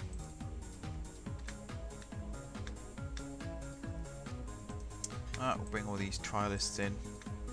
So Terrell Forbes, I think was it Yeovil he played for? Yeah. So he's played in League One. He's played in the Championship actually. In fact, has he played in the Premier League? No, he started off at West Ham, but he's played in the Championship for QPR. I know him from his Yeovil days. I think actually he played against Stevenage for Leyton Orient, because that would have been when we were in League One, 2011, 2012, that kind of time. So we've crossed paths a few times. One thing I love this year is if your team doesn't, you can request an under 23 or B team. Yeah, they've really, for board requests this season, they've really gone all in. I mean, there's a lot of new features that we won't necessarily see for the first couple of seasons of the game, but once we I say unlock, that's not the right word at all. Once we have the ability to start requesting these things, you'll see just how in depth this game has become over the last couple of years. Lewis Hogg as well. Yeah, I remember him. Must have been Bath. No, not Bath. Where do I remember him from? I recognise the name. Don't know. Steve's never played against one of his teams. Don't know where I know him from. Maybe I just signed him at one point in the past.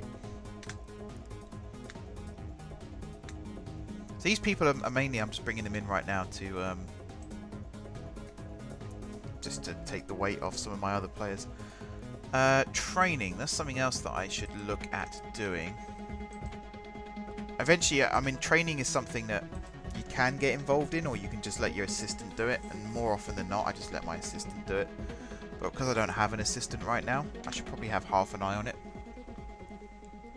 For small view counts, if your 2-hour-long video gets hundreds of views, but they're only 5-minute views average, it has the same effect as if the video only got a few views and some dislikes.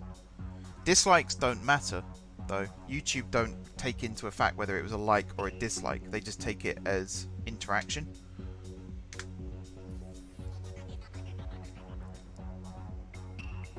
Really annoyed me that on 19 my Icelandic team had an under 19s but had no under 21s. Yeah, that can be annoying. I've had that before with Hatfield teams actually, where they just get promoted into your senior squad. You end up with like 20 one-star players. So in terms of small view counts, a video has to be watched for a certain amount of time before it counts as a view. If 100 people only watched my video for 5 minutes, that's 100 views. Obviously I would like to keep up viewer retention, which is why I'm always asking you guys what kind of things you want to see. And the annoying thing is, no one ever answers me when I ask that question. So I can't provide better content for you guys because I don't know what you like, and no one tells me.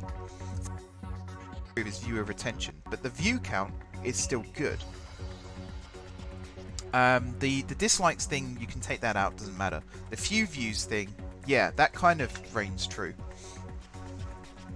So yeah, if you have 100 people watching and only 6 of them watch past the 5-minute mark, then technically you only have 6 views. Whether or not it gets counted as 100 or not is irrelevant. You only have 6 views. Only 6 people watched it the whole way through. So my goal is to try and increase my viewer retention. I try and make videos that people can watch from start to finish in one go. Obviously these streams are a little bit different. You might have to come back to them every now and then. But I need people to tell me what they like and what they dislike so that I can provide better content. It's no good just clicking off a video because you didn't like it and then not saying what you didn't like about it, because then, you know, I'll never get better. Is this the guy I was in talks with? Yes. You bastard. Oh well, at least we have another goalkeeper.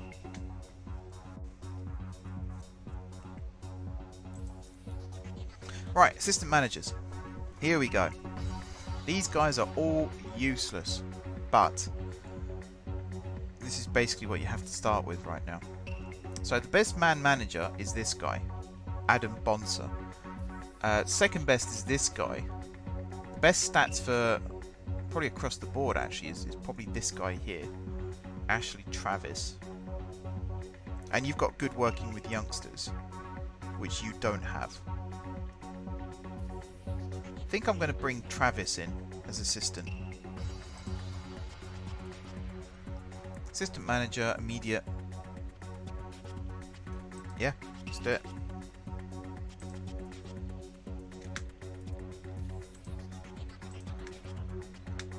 And hopefully the director of football comes back soon as well. Sometimes you scout as a director of football, or a scout in general, and that tends to be what I end up resorting to if no one else is interested. So we have this match here. I suppose we can manage one more match, and then I might make my assistant take over for the friendlies. I really want to see what the black kit looks like.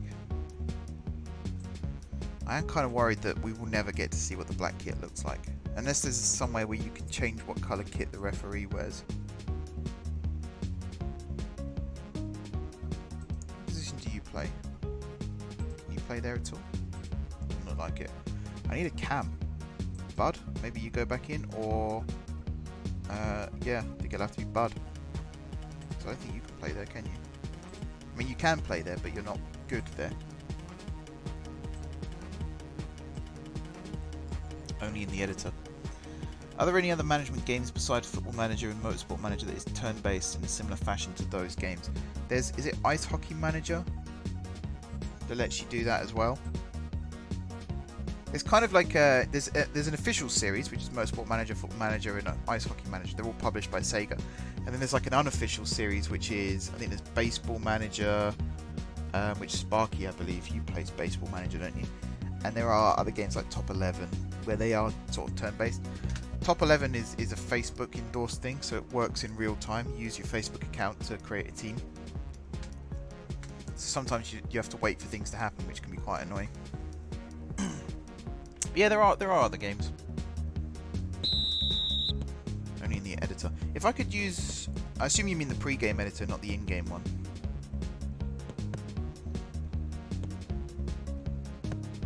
Quite annoying. If I could use the in-game editor to edit the colours that referees wear. Because in real life, referees wear yellow, green, pink, black, lots of different colours. Whereas here, they only seem to wear black. Pre-game. Damn! Alright, I might have to change the kit. I might make it red instead of black. OOTP is the baseball version. It's the best management game apart from Motor and FM. You could live out Moneyball on Baseball Manager as well. That'd be cool. Actually reenact a film. That was a hell of a free kick there. Corby Lovett. I have to remember his name. I'm hoping that's something they've changed this year. Because free kicks on FM 19, you could have a guy who's 19 rated on free kicks and he'll still put it in the stands every single time. So annoying. That was JK for me, by the way. He was my free kick taker, and he was very, very good at free kicks. Occasionally. Like, I think his stat was 18. That was a hell of a header as well from Doyle. I think his stats were like 17 or 18 for free kicks, and I think he only scored like 1 a season. And the rest of them, like, if it wasn't on target... Sorry, if the ones he scored were the ones he got on target. So he scored 1 a season. That tells you how many he got in target. Best is when new teams appear or real teams relocate or rebrand, so play for 50 years, the league could be a lot different. That does sound kind of cool. Oh, so Omni. Okay, free kicks might have been changed for this year. Either that or the goalkeepers are terrible. What a kick that was, though. He is one of ours, isn't he, so Omni? He's not trialist. Whew. Back of the net. What a goal.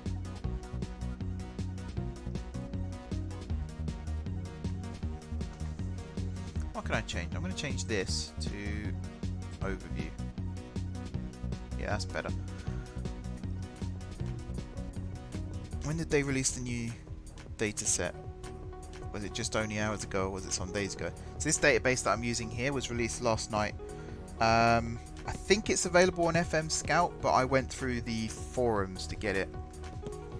I'll find you because I've got it bookmarked on my phone. It's community.sigames.com is the forum website, and the post in particular that I'm referring to is Work in Progress FM20 E20 England to level 20.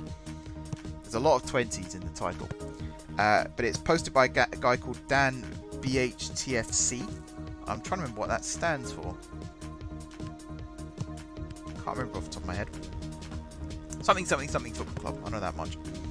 But yeah, Dan has made the database, and I mean the little details. I wasn't actually expecting him to have changed Hatfield Stadium back to Hatfield, so I'm really impressed that he did that, because it was kind of quietly announced in the national scene. It's only because I follow Hatfield on Twitter that I knew that they'd moved back. So the little touches like that, really good. Alright, 2-1 up at half time. We've made pretty much all of our substitutions again. So let's see what happens in this second half. I like the keeper kits as well. I went for something really generic this time around. I'm quite happy with them. Green for home, orange for away. Just kept it simple.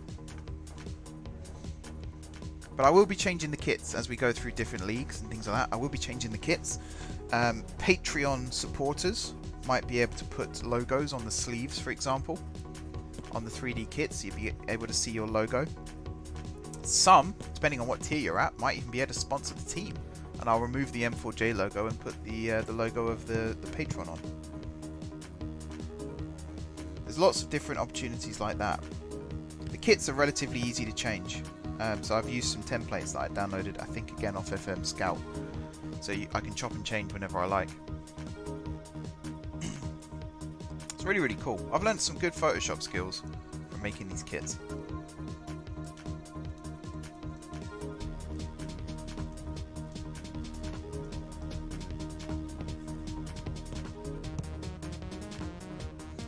That's well held on. Kitely on the ball now. Back to Holden. Back to Kitely. Ooh, snuck it under the keeper. That's dodgy keeping right there. That is dodgy as hell. I mean, I'll take it. 3-1 up. First time that's happened. That was fluky AF, that was.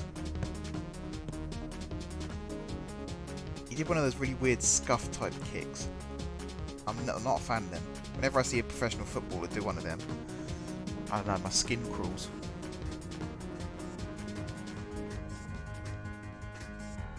Oh, he's missed it. Go on, Wilshere. Good save. Oh, he was offside. Never mind. How long left? 20 minutes? Is it that the stats still max out at 20? If so, then the calculation for free kicks, for example, may have changed to take into account other player stats, not just player but also opponent. So yeah, stats have effect on other stats. So stats in a Football Manager go from 1 to 20, 20 being the highest. You also have, so like penalties, for example, are affected by like 2 or 3 different stats. Concentration, composure, and penalty taking. But normally you focus on penalty taking. Finishing is also part of it as well, I suppose, if you want to be pedantic.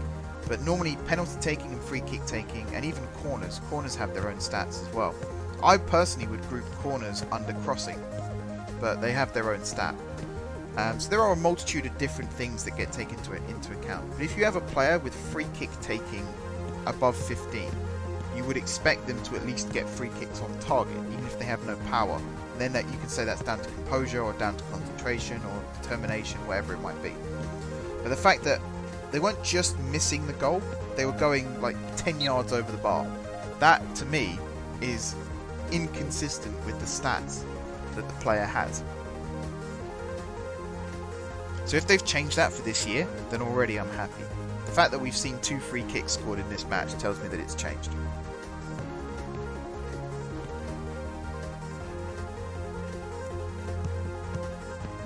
Height, heading and jumping has no effect on centre-backs in FM. Someone had a 5'6" centre-back with 10, 9 in heading and jumping.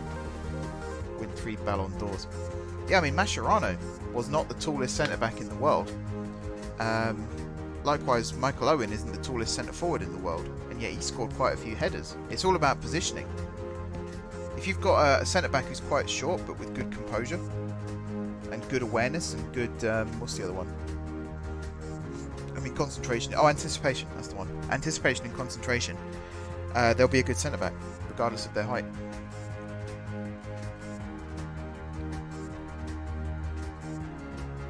There's also the strategy of, if your centre-back partner is taller than you and better at heading than you, then you get them to mark the big guy and you focus on the others. Alright, 3-2. Bit disappointed that we conceded that last minute goal, but it's another win. Tim Cahill, yeah, another great. The one for me, the one that rings home for me is Obafemi Martins. I think he's 5'7", 5'8", and yet he's got such a spring. I remember him against Man United out jumping Rio Ferdinand and putting a header in the back of the net.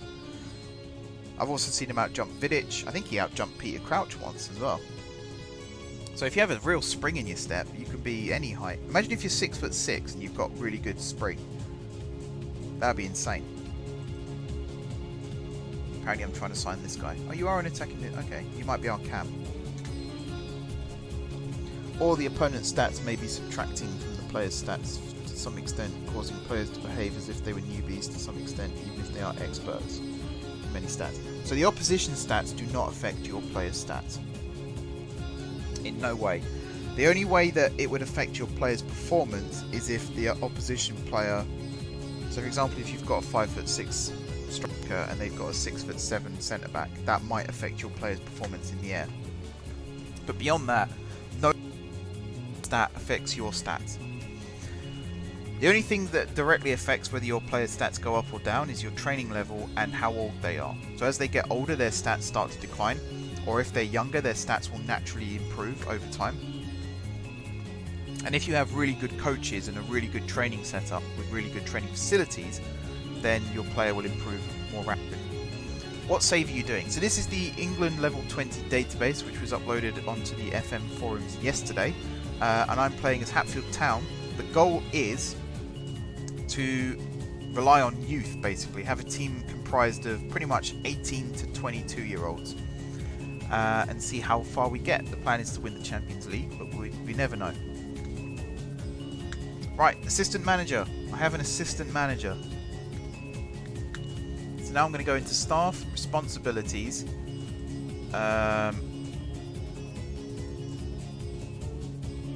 It's never as I remember. So match. Right, let's start here. I'm going to delegate touchline instructions, team talks, friendly matches, all of these.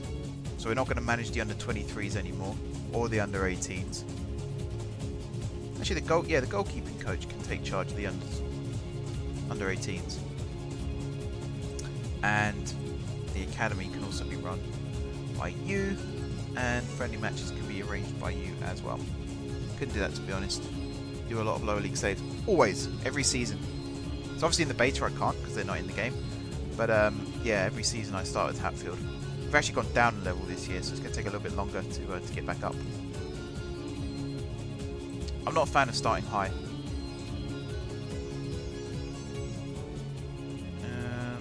Yeah, you can do these. Hiring and firing the director of football, that's going to be me. Hiring and firing the technical director, I think that's also going to be me. These can be managed by the chairman. That can also be managed by the chairman for now. Actually, the academy manager I think I want to be in charge of.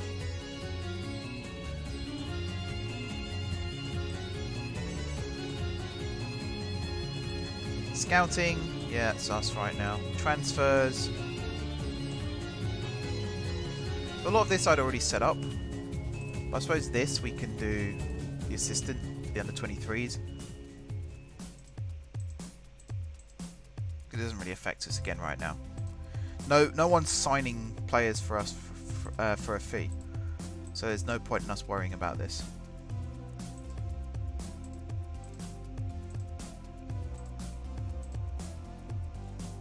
Okay. never really done lower league properly. I have a Wrexham save, but I can't seem to get myself to carry on.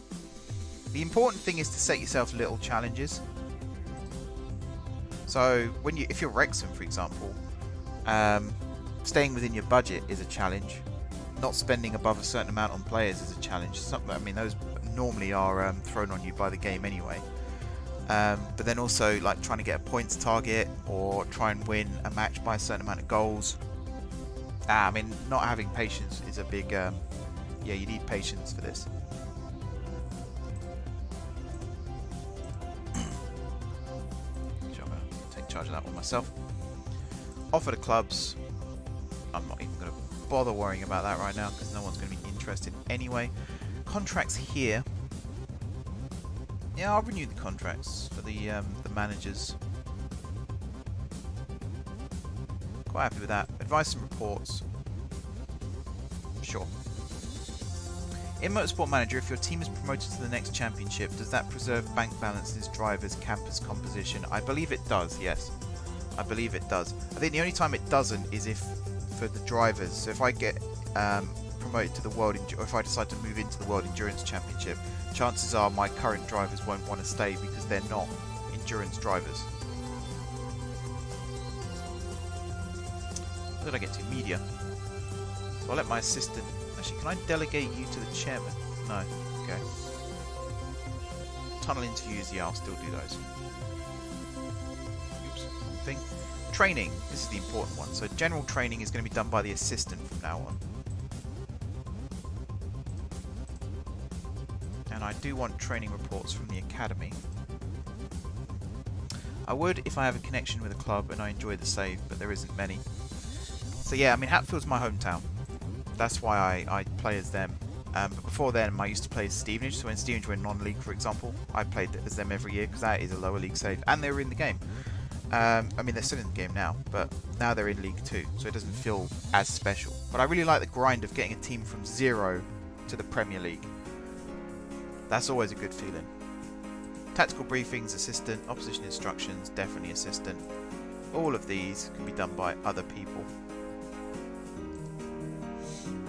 Just found out Northern Ireland level 10 is the lowest ranked European league in FM. It's good for Journeyman series as well, to start really low and build up. Okay, so I think we're done with this screen. So if I now go into squad, we have abilities and potentials. So now I can start filtering out who's actually good and who isn't. So what's this over here? Oh, world reputation. We don't really need that right now, do we? No one's going to have a reputation right now. My hometown is Liverpool, but wouldn't really be a challenge. Ah, you're assuming that Liverpool and Everton are the only football teams in Liverpool. There will be, I think there is an AFC Liverpool, isn't there? And there'll be lots of other teams. There'll be like the Wirral. There'll be, you know, Birkenhead FC. There's lots of teams like that who you can manage. And what you can do with that. So what I did with Hatfield is I either have a relationship with Stevenage or I have a hatred with Stevenage, like a rivalry. A lot of the time, that's kind of my challenge, really, is to get to a level where Stevenage will be willing to have me in as an affiliate club, and then get above Stevenage so that I become their senior club. So right now in my FM19 save, Stevenage are one of my feeder clubs. I loan players out to them. In Motorsport Manager, are there any mods that add a version of the 24 Hours of Le Mans that lasts the full 24 hours? Possibly. I know there's one that adds the F1 races in, so there's probably one that adds in Le Mans as well. Look it up. Go on the Steam Workshop and see if there is one. So Remy Googe, you're a good left winger. I feel like we should bring you in to left wing. We actually have, look, we know how good they are in these positions now as well. It's fantastic. So I can actually set up my tactics now to match the players that I've got. So you can be a ball-winning midfielder set to defend. I never have ball-winning midfielders set to defend. We'll just put you on automatic for now. So you can be set... Actually, maybe not you. Where's Flower Dew? Let's put you... right wing. And we can set you to attack.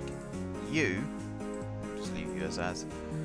You can also be a winger set to attack. You can be a target man set to support. Actually, maybe a poacher. How can a poacher be a target man? That's funny. And then for the bench, we'll put you... You're only a trialist. Yeah, I'm doubting myself again. Right, you're definitely going to go on the bench instead of Kuma. Swamini's there. We've got Heritage there. What about in the under-23s? What happened to my under-23s? Oh, they come under this now.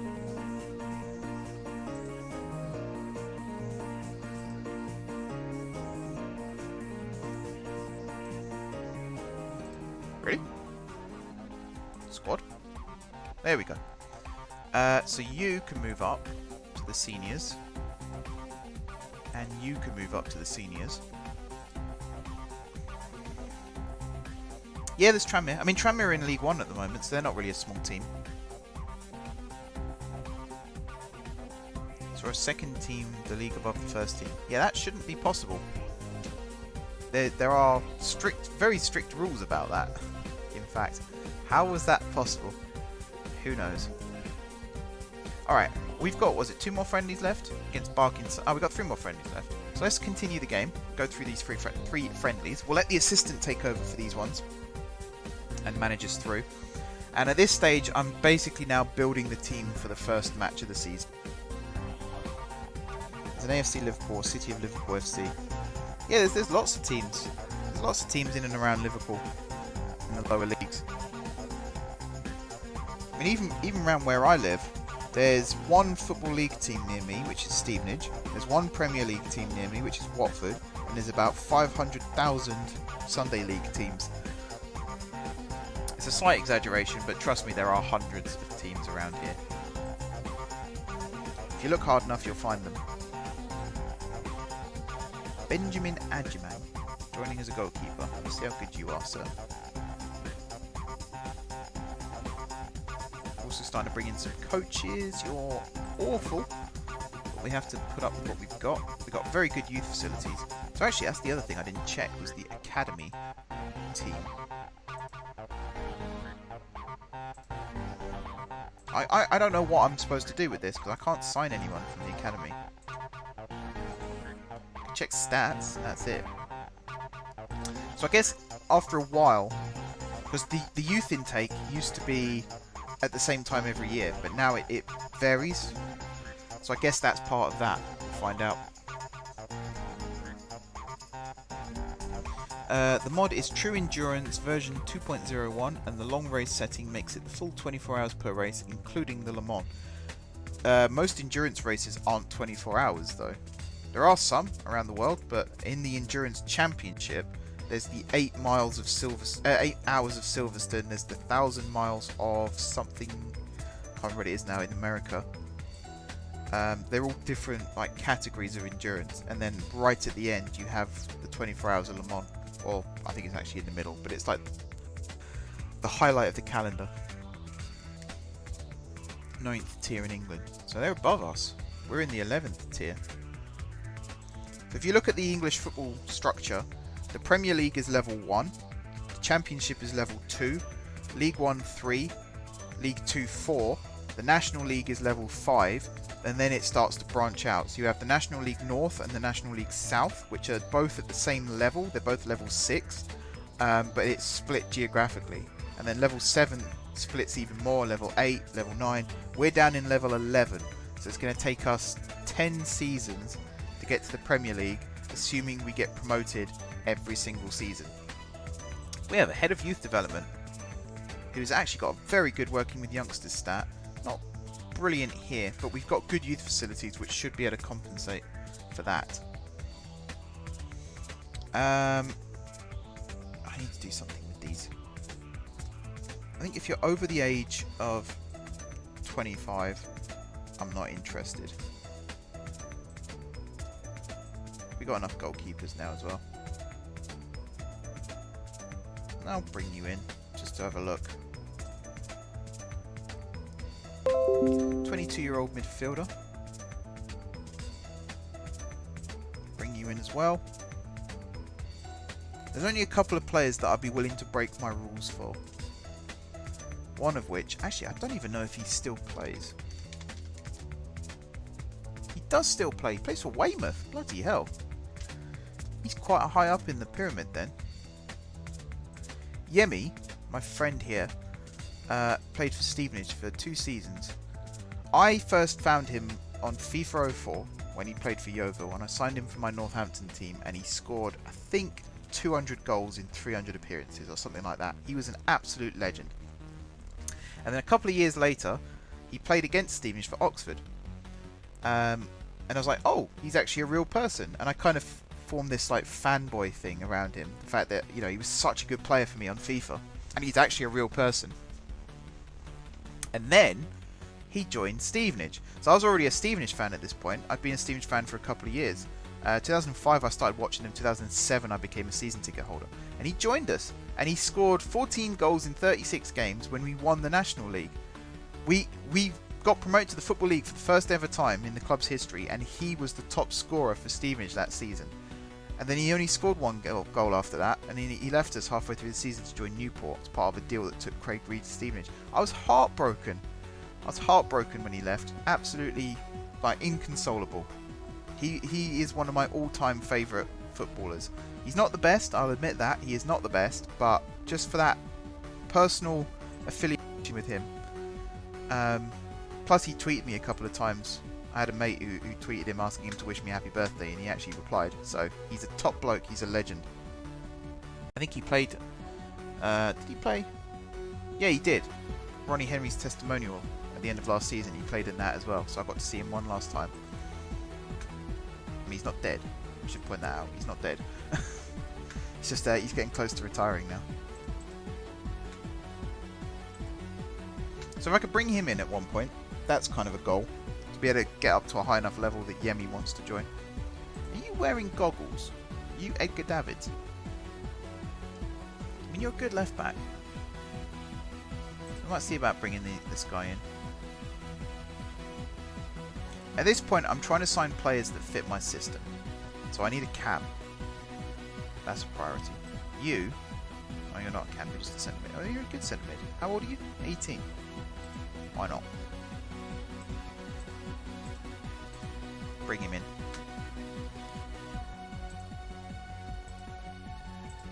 So here, I'm looking for, if I organise by... So if I put a little thing here, so ability...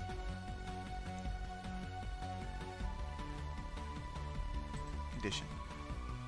Ability, current ability.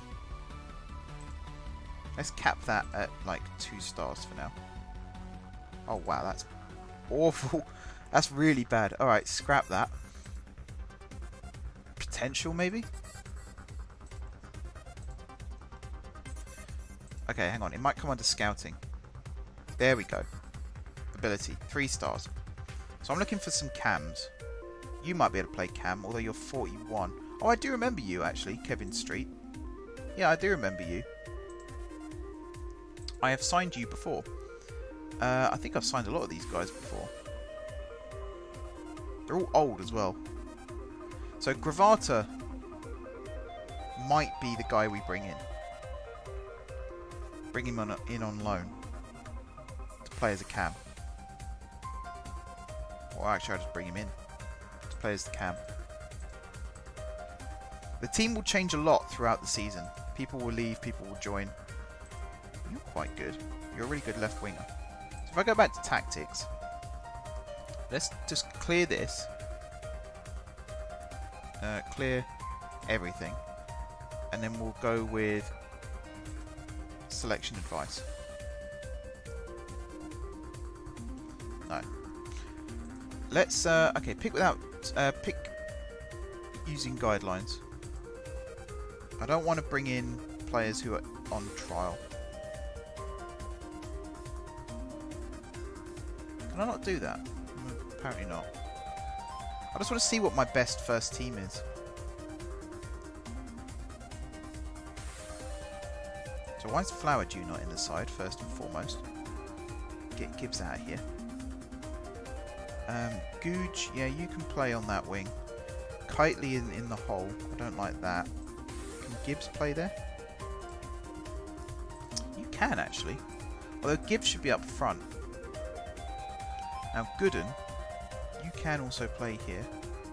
I'll put you in as an attacking midfielder because you're slightly better at that. These guys... Oh, what happened to my other centre midfielders? Also Thomas at right back.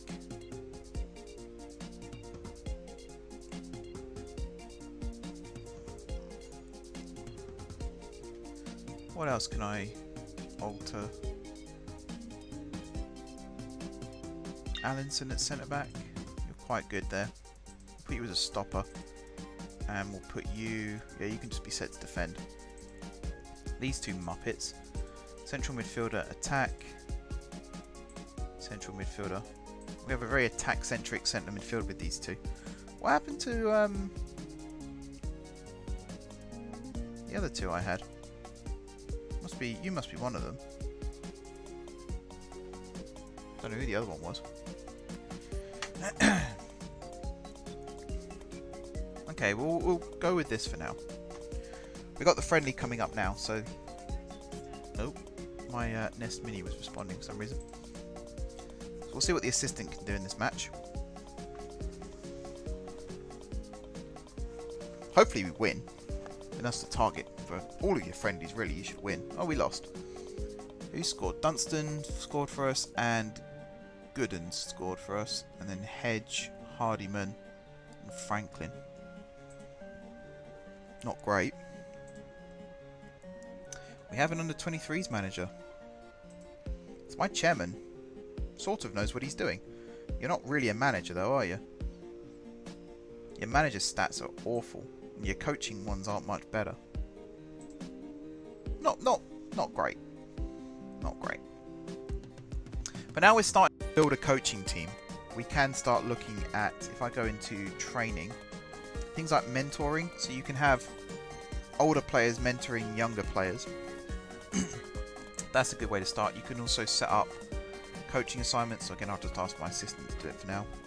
So I'm listed for tactical, technical, for defending and attacking, and possession, and fitness. Really? I'm probably the least fit person you're ever likely to meet. So I don't know about that. But yeah, there's a whole lot. If you're a real strategy game player, there's so much you can edit here. You can set up your own training schedules and everything. But for me, it's something I might get into a little bit more as the series goes on. But for now, I'm happy with just letting it manage itself. We are nearly ready for the first match of the season. I am going to have to take a break shortly because I think my food is almost ready. But once that's done, I might come back and stream again. I'll be Skyping family later on today as well, since it is Easter. Happy Easter, by the way, everyone. Right, under 18s has a manager as well.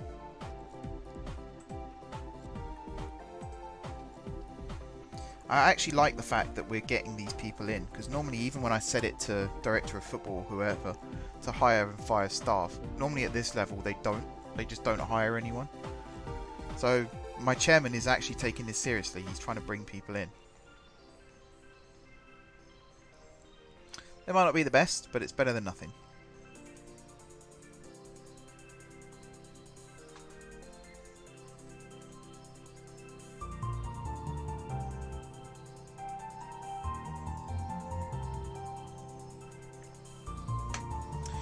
You get an achievement for winning a 24-hour race with just 2 drivers. Can you imagine having to do that though? That'd be awful.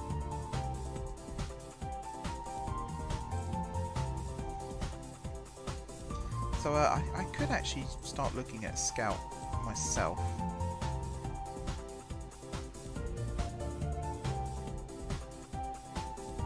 So if I edit search to recruitment team Scout. There's a lot here.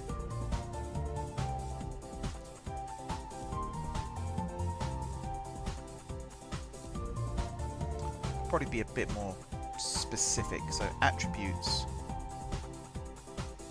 judging player ability. Let's say you're at least 5. Okay. That's more than I thought. Should I bump it up to 6? Okay, so this is the kind of range that we want to work in. 6'4", 6'5", 6'2", 6'3", 6'3". So you were the best, weren't you? 6'5". And you're willing to discuss terms with us. So you might be our scout. I don't think we can have a chief scout yet. I think it is just scout. Let's clear that search. Game. There we go. It went into that mode where it just doesn't do anything. It is getting quite hot in my room actually. I might turn the AC on in a minute.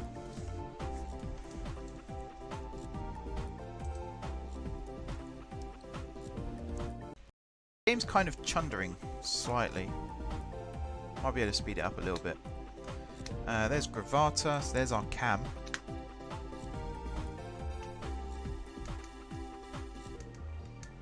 Two more friendlies, and then the season begins.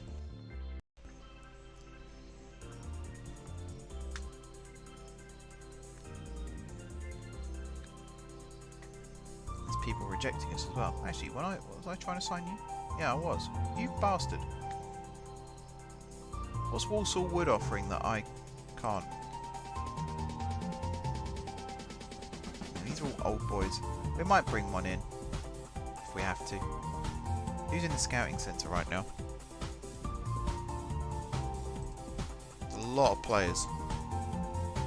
Like, once they know we're looking for players, they'll just absolutely spam us with mainly agents or representatives. They'll spam us saying, my client is currently available.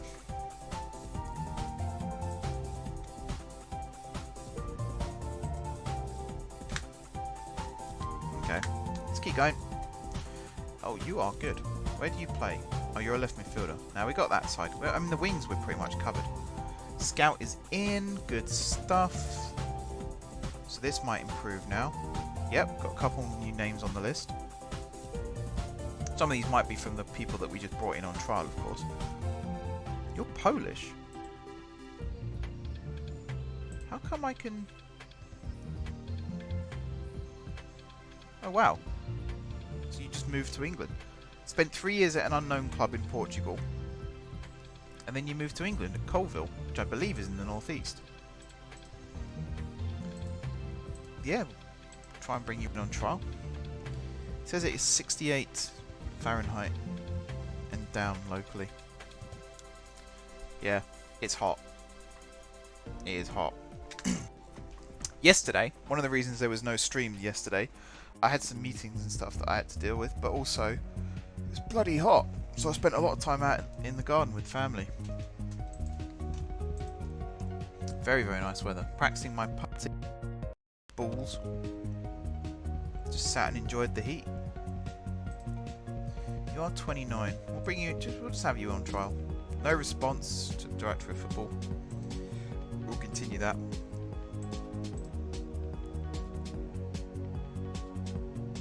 Upcoming competitions to scout.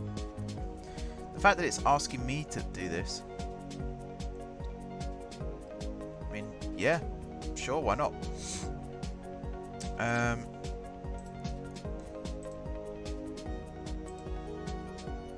First team player fits the tactic. That's also good. You can actually set it up now so that it fits your tactic. Start. And besides that, I think we'll do this one as well. Under 23s. Under 18s. For this one I'll just go with any. And the rifles, again I'll just do any. Nice and quick and easy. I'm not going to scout the Carabao Cup. There's no way that there's a player playing in the Carabao Cup who'd want to play for us. When or what is the next stream? I would like more of either Minecraft, Motorsport Manager and or City Skylines. All three are on the list. All three will be happening. It will probably be Minecraft next, because there's some stuff in Minecraft I want to get done, and then I think we might go back to City Skylines for a little bit, and then we'll hop back to Motorsport. I'd like to try and do 2 streams a day. As I said, there's a lot going on right now, which is stopping me from streaming when I'd like to, which is unfortunate. But were I to stream, then yeah, I'd do 1 game in the afternoon, 1 game in the evening, and I would tend to lean towards Minecraft in the evening because it's just more relaxed and chill, and Motorsport Manager and City Skylines in the afternoon. So yeah, the stream ideas list. Space Engineers is on that list as well, so we'll have to get into that again soon. But it's all on the list. If there's any particular time of day that you'd like to see something as well, feel free to suggest it.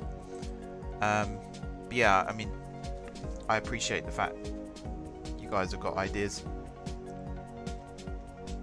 Oh, new kit sponsorship, £2,300. Wow, who's paying that? What's our finances at the moment? 43k. We could make a fortune at amateur level. See, I do want to get back into City Skylines because George has sent me a load of assets to make airports with, so I want to try that out. Plus setting up a fishing industry. Plus, what else was I looking at recently? Oh, do parks in residential districts. So there's a lot of stuff. There's a lot of stuff I want to build. Plus, trying to improve the metro again because I didn't do a very good job. Let's be honest. It looked awful. Cammy Gillespie. I like this feature as well. You're actually telling me where the guy would play. So he'd be a regular in the cam roll. 16 years old. Pretty decent stats actually for a 16-year-old. Even if he's only got an 8 for passing, that's good.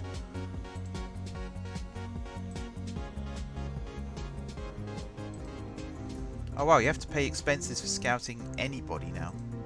Well, again, I actually quite like the realism. Some people won't. I don't mind. Yeah, acknowledge you. Just acknowledge you for now. And you.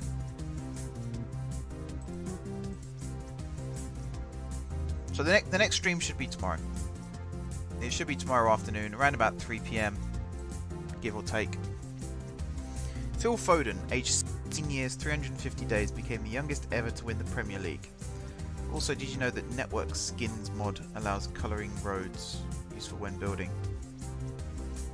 Yeah, Phil Foden. I first heard of Foden when England won the under 18s, under 16s. What was the World Cup? The first one we won. I think it might have been the under 16s, but he was one of the standout players in that.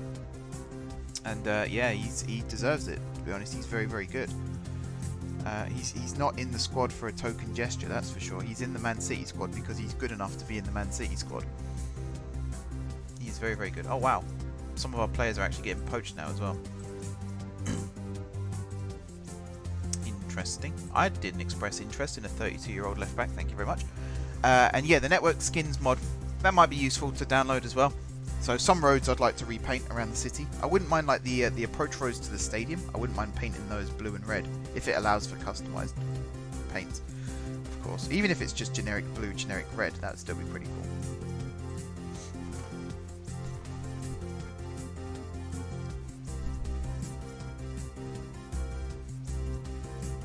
Yeah, little things like that. I'm looking at the aesthetics of the city now as well. Functionality is pretty good. We've got the main central district, we've got the entertainment district, lots of residential, we've got the stadium, we've got the campus, we've got the park. So now it's all about trying to make those things look good as well as the rest of the city as we expand out. And also getting the industries to work a little bit better as well. Oh, captain. I think Thomas. And then Connor is vice captain. Because I think Thomas is going to play every match, whereas Connor might not do. Now that we've got, because don't we have 2 goalkeepers now? One better than the other? Oh, maybe not. Oh yeah, we have. We've got Ajimak. Of course we do. Let's do a quick pick. It always throws the trialists in, even if they're not better. What is this message you just got when you tried to end turn? Which one was that? I tend to skip over things pretty quickly now.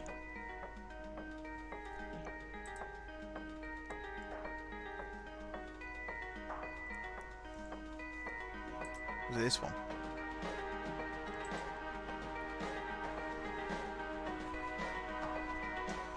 There's a lot of messages that come up. Normally it's just like a confirmation thing. Then you can tick the box and it won't notify you of it again. So I do that a lot, particularly when it comes to like selecting the squad. I don't need to be reminded every match. Oh, we lost. You got any good players? There's only one player of yours I can actually scout. Might as well have a look-see. So I'll be keeping a close eye on my finances this season. One of the other things is to try and remain profitable. I'm actually going to try and do a Moneyball style run this time, which is why having a good youth setup is part of that. So I'll be constantly checking, if I can find the damn thing, finances. So right now we've spent 277... Oh, we made a profit, sorry, of £277. We spent £136. Some of it on match day expenses, some of it on non-football costs, which might be scouting, sending out scouts. In terms of profit, gate receipts and match day income.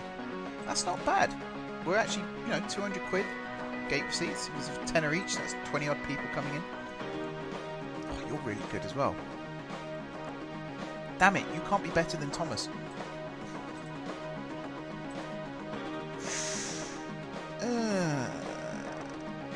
I'll do this.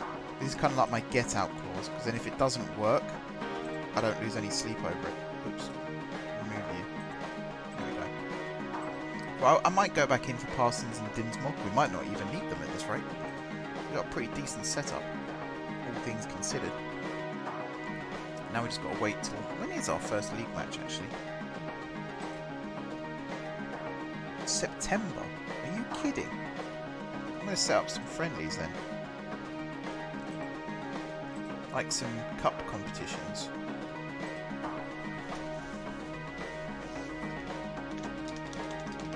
I didn't realise it was so far away. Yeah, we'll call it the Hatfield Cup for now. Larger, Biggleswade. Bring in some foreign teams too. Interesting. Smaller. Let's go with Woodton. So yeah, at this point, are you sure? Just tick the box, hit yes, and you never see that message again. Unless you want to. I think here we'll do a league.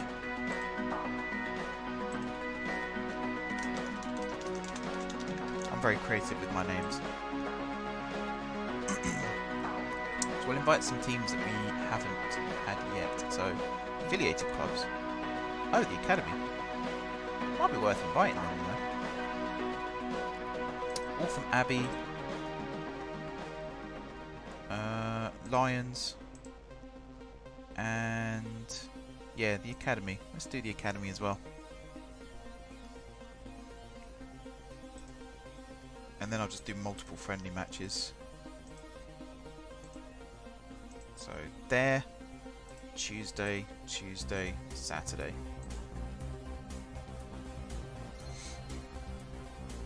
And, I don't know, Dieppe, sure. Holmer Green.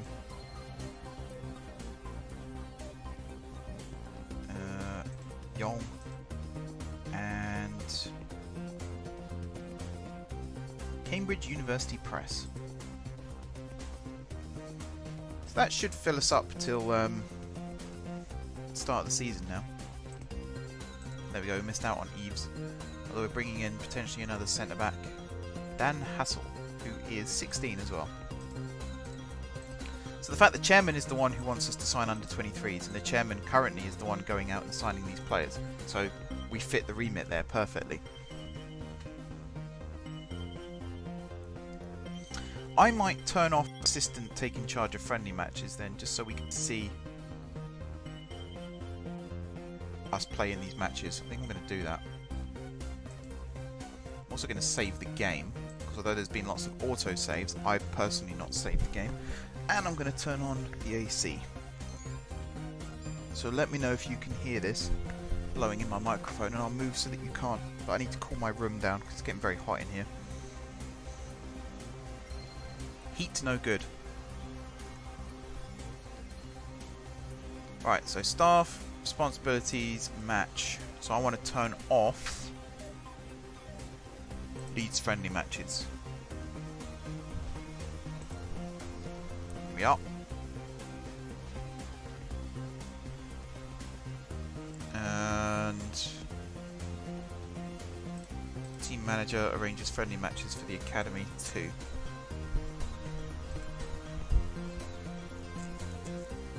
So yeah, I don't really know what I'm meant to do with the academy right now. Do I just wait for them to become available, or am I meant to upgrade something? I don't know. I learn by doing.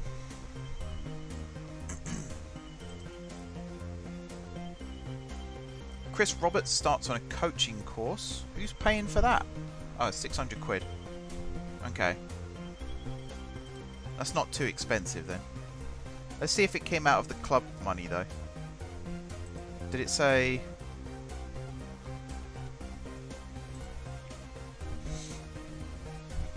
It did come out of our money. Other, 600. You... Okay. That's what we're doing now, is it?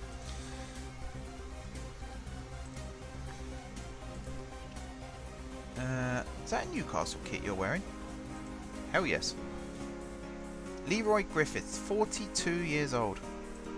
That's one of the things I love about lower league football, is you never really retire from it, you just stop playing. So you can have people well into their 40s playing non-league football. It's great. It is great. You get a real mix. You get people who are just starting, you get people who are just finishing up.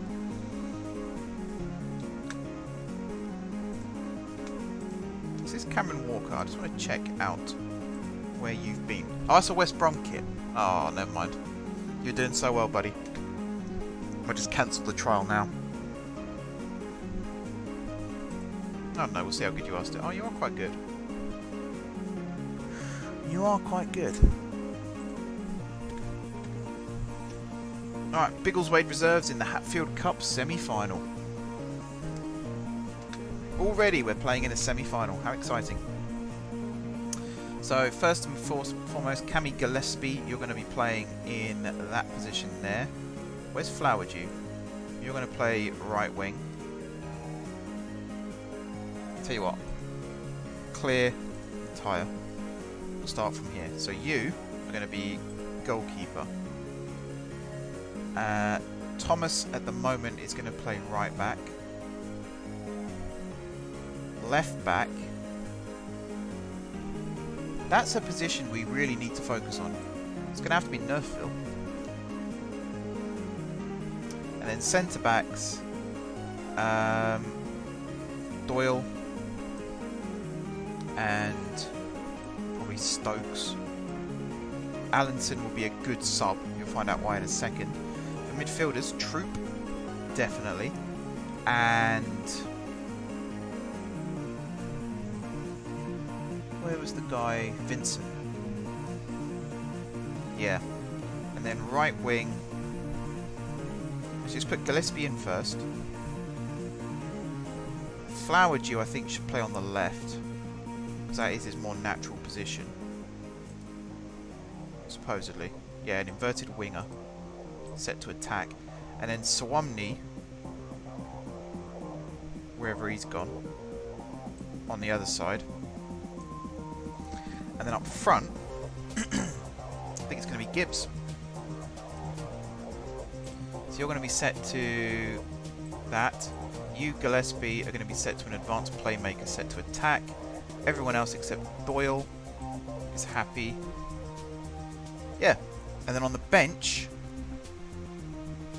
let's put my first team bench first, and then I'll worry about the rest. So Allenson, I think it's 5 subs you get at this level. So Allenson, Googe,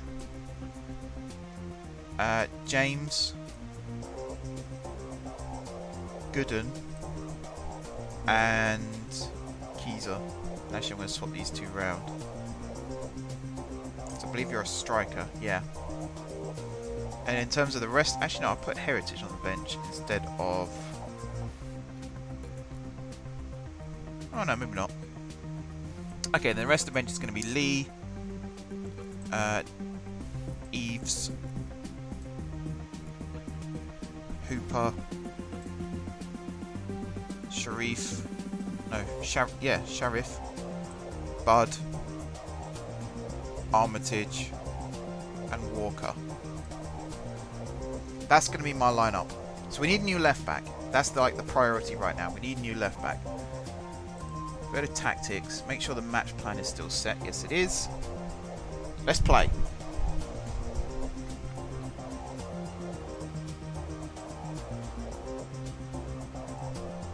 So I'm going to change it from extended to comprehensive, just so we see more of the match.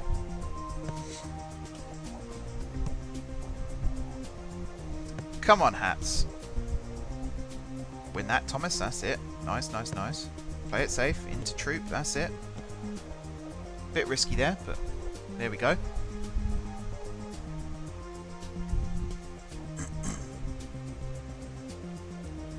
Put some pressure on them here. Let's try and win the ball back. Go on, Flowerdew. Get into it. Win that. Win that. That's it. Wait, what? Oh! Offside. Okay. Oh, don't score this. Ooh! Tell you what, weren't far off. Ajamang playing in the keeper's away kit, which I do actually quite like. Blue numbers on the back for the keeper away kit.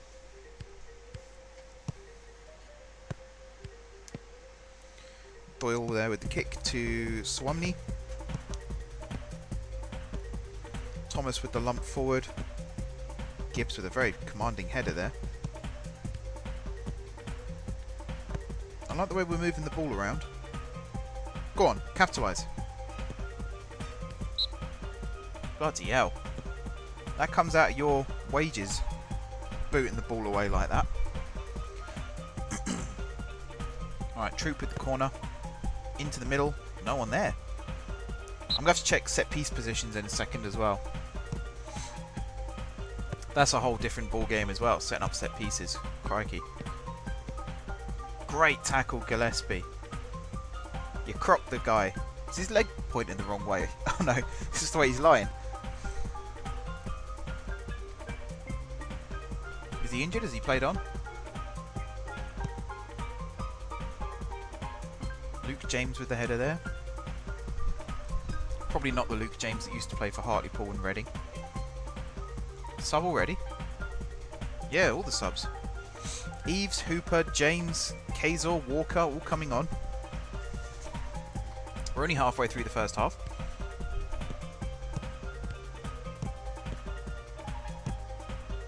Hooper with the ball forward. Swamney couldn't win the header. Oh, Eves with the overcommitting there. Good play, James. Alright, come on. Push forward. Gillespie with the ball over the top. Walker running onto it. It's a great run. Goes for goal. Bit tame. Bit tame. Keeper could have fallen over and still had time to get up and get that. Another injury.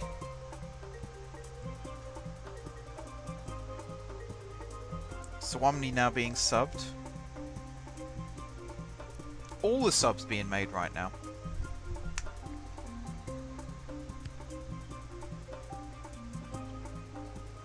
Win that header. Why is my striker running deep into his own half to win headers? That shouldn't be happening. Good play, Nerfville. Finds Keyzor. Cross it. Ah, unlucky.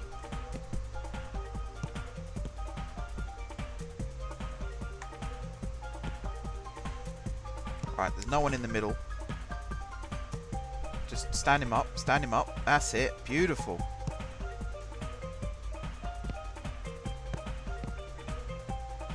It's a nice ball forward. It's a nice ball forward, actually. Was he offside?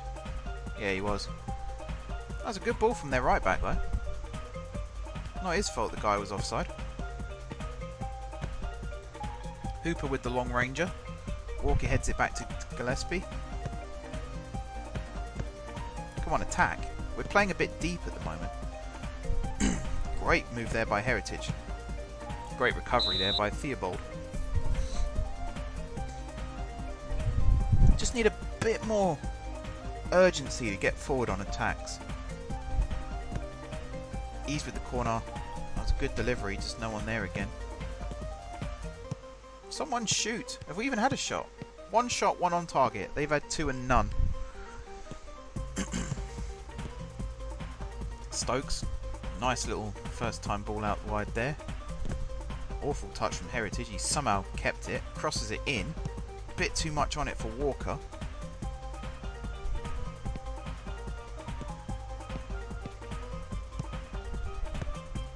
Come on, win it back off him.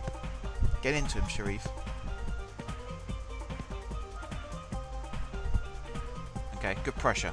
Forced the mistake.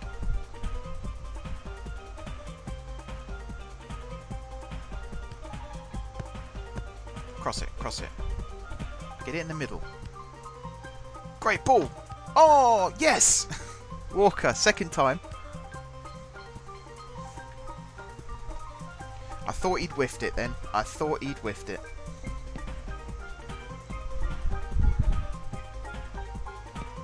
We messed around with it a little bit too much here. But this ball from Sharif was sublime. That on its own was probably going to go in before Walker touched it onto the post.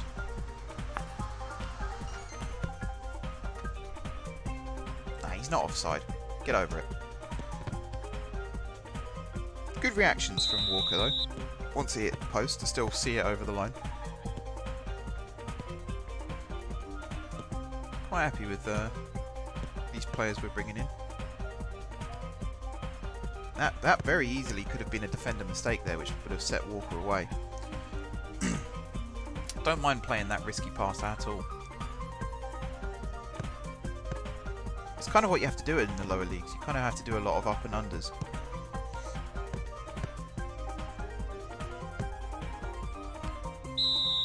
I'm not a huge fan of the fact Walker doesn't bring the ball down though. I think he should control it. Alright, half time, 1-0. Nice, nice. They've made some subs for the second half. They're playing very deep. They're kind of playing the same system as us, but their midfield is back one level. So they've got two DMs and a CM, whereas we've got two CMs and an AM. If you know what they stand for. Good on you, you know football.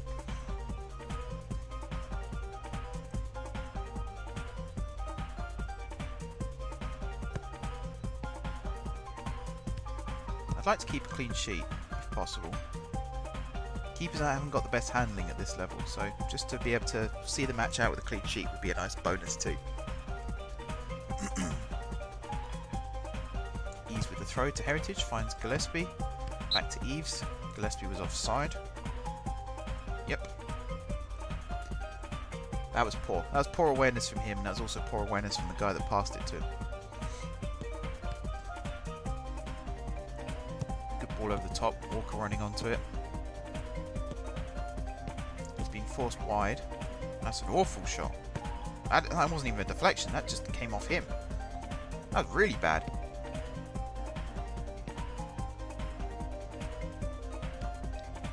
Gillespie here. Now that has deflected, so that'll be a corner. Let's see what we can do with it.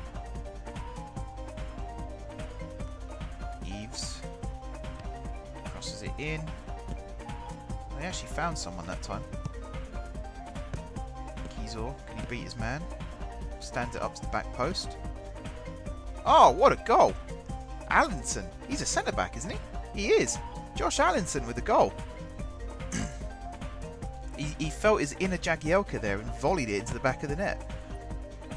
This is good play from Kizor as well, though. Holds him up, dinks it to the back post. That is a good finish. Used his teammate and the defender as a good mask there as well. Alright, I think we can speed up the match a little bit now.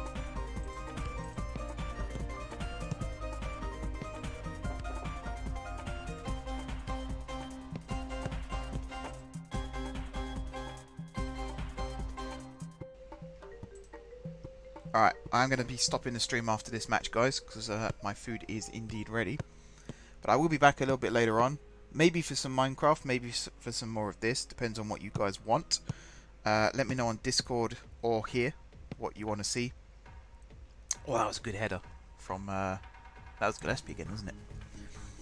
But yeah, I want to stream more often. That's the thing. I want to stream more often. And right now, it's quite annoying that when I want to stream, I'm busy doing other things. But I will try and stream as much as I can over the next week or so. But yeah, I'm very much interested in what you guys want to see. What kind of games you want to see, what kind of streams you want to see as well. But I'm enjoying this. Hopefully you guys are as well. The quarantine streams. Like I said earlier on, this video, when it goes live as a video, it will have a slightly different title. Because it will be the first episode of the FM series for this year. So I'll be changing the title for that. But it will still be part of the Quarantine Streams playlist.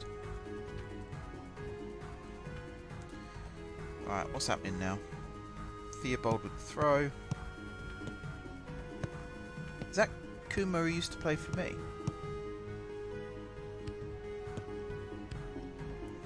Allenson, it's not a great ball, is it? Heritage does well to recover it though. Finds Eves. Back to Allenson. Oh, this is great football we're playing. This is great football. Oh, unfortunately you didn't get that.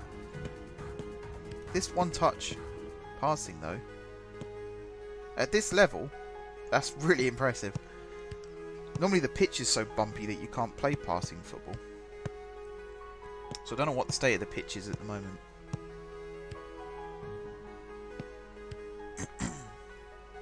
Oh, good effort. Just over. Keeper was worried. Have we swapped our keeper now? Yeah, Lee's in goal.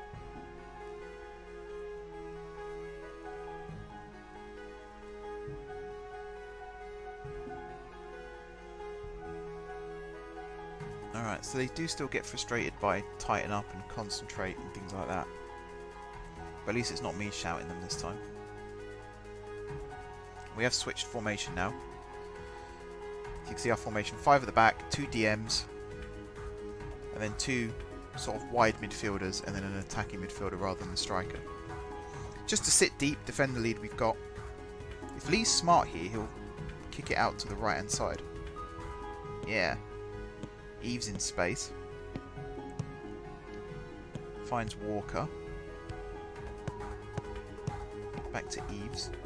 So we're just hanging on to the ball for the rest of the match now, killing time.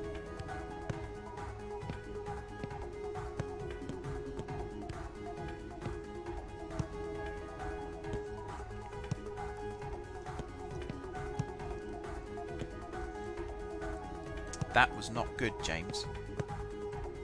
That was really not good.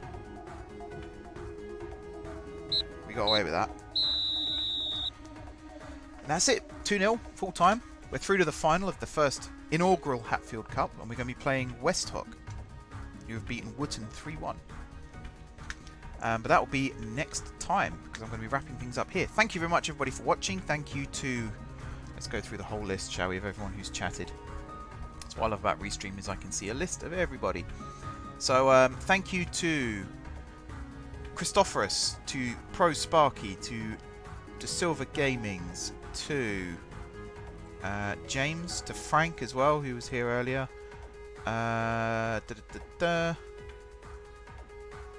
Who else have we had? There was one other person. Jaguar as well. Thank you everyone for coming in and chatting. Like I said, leave some suggestions on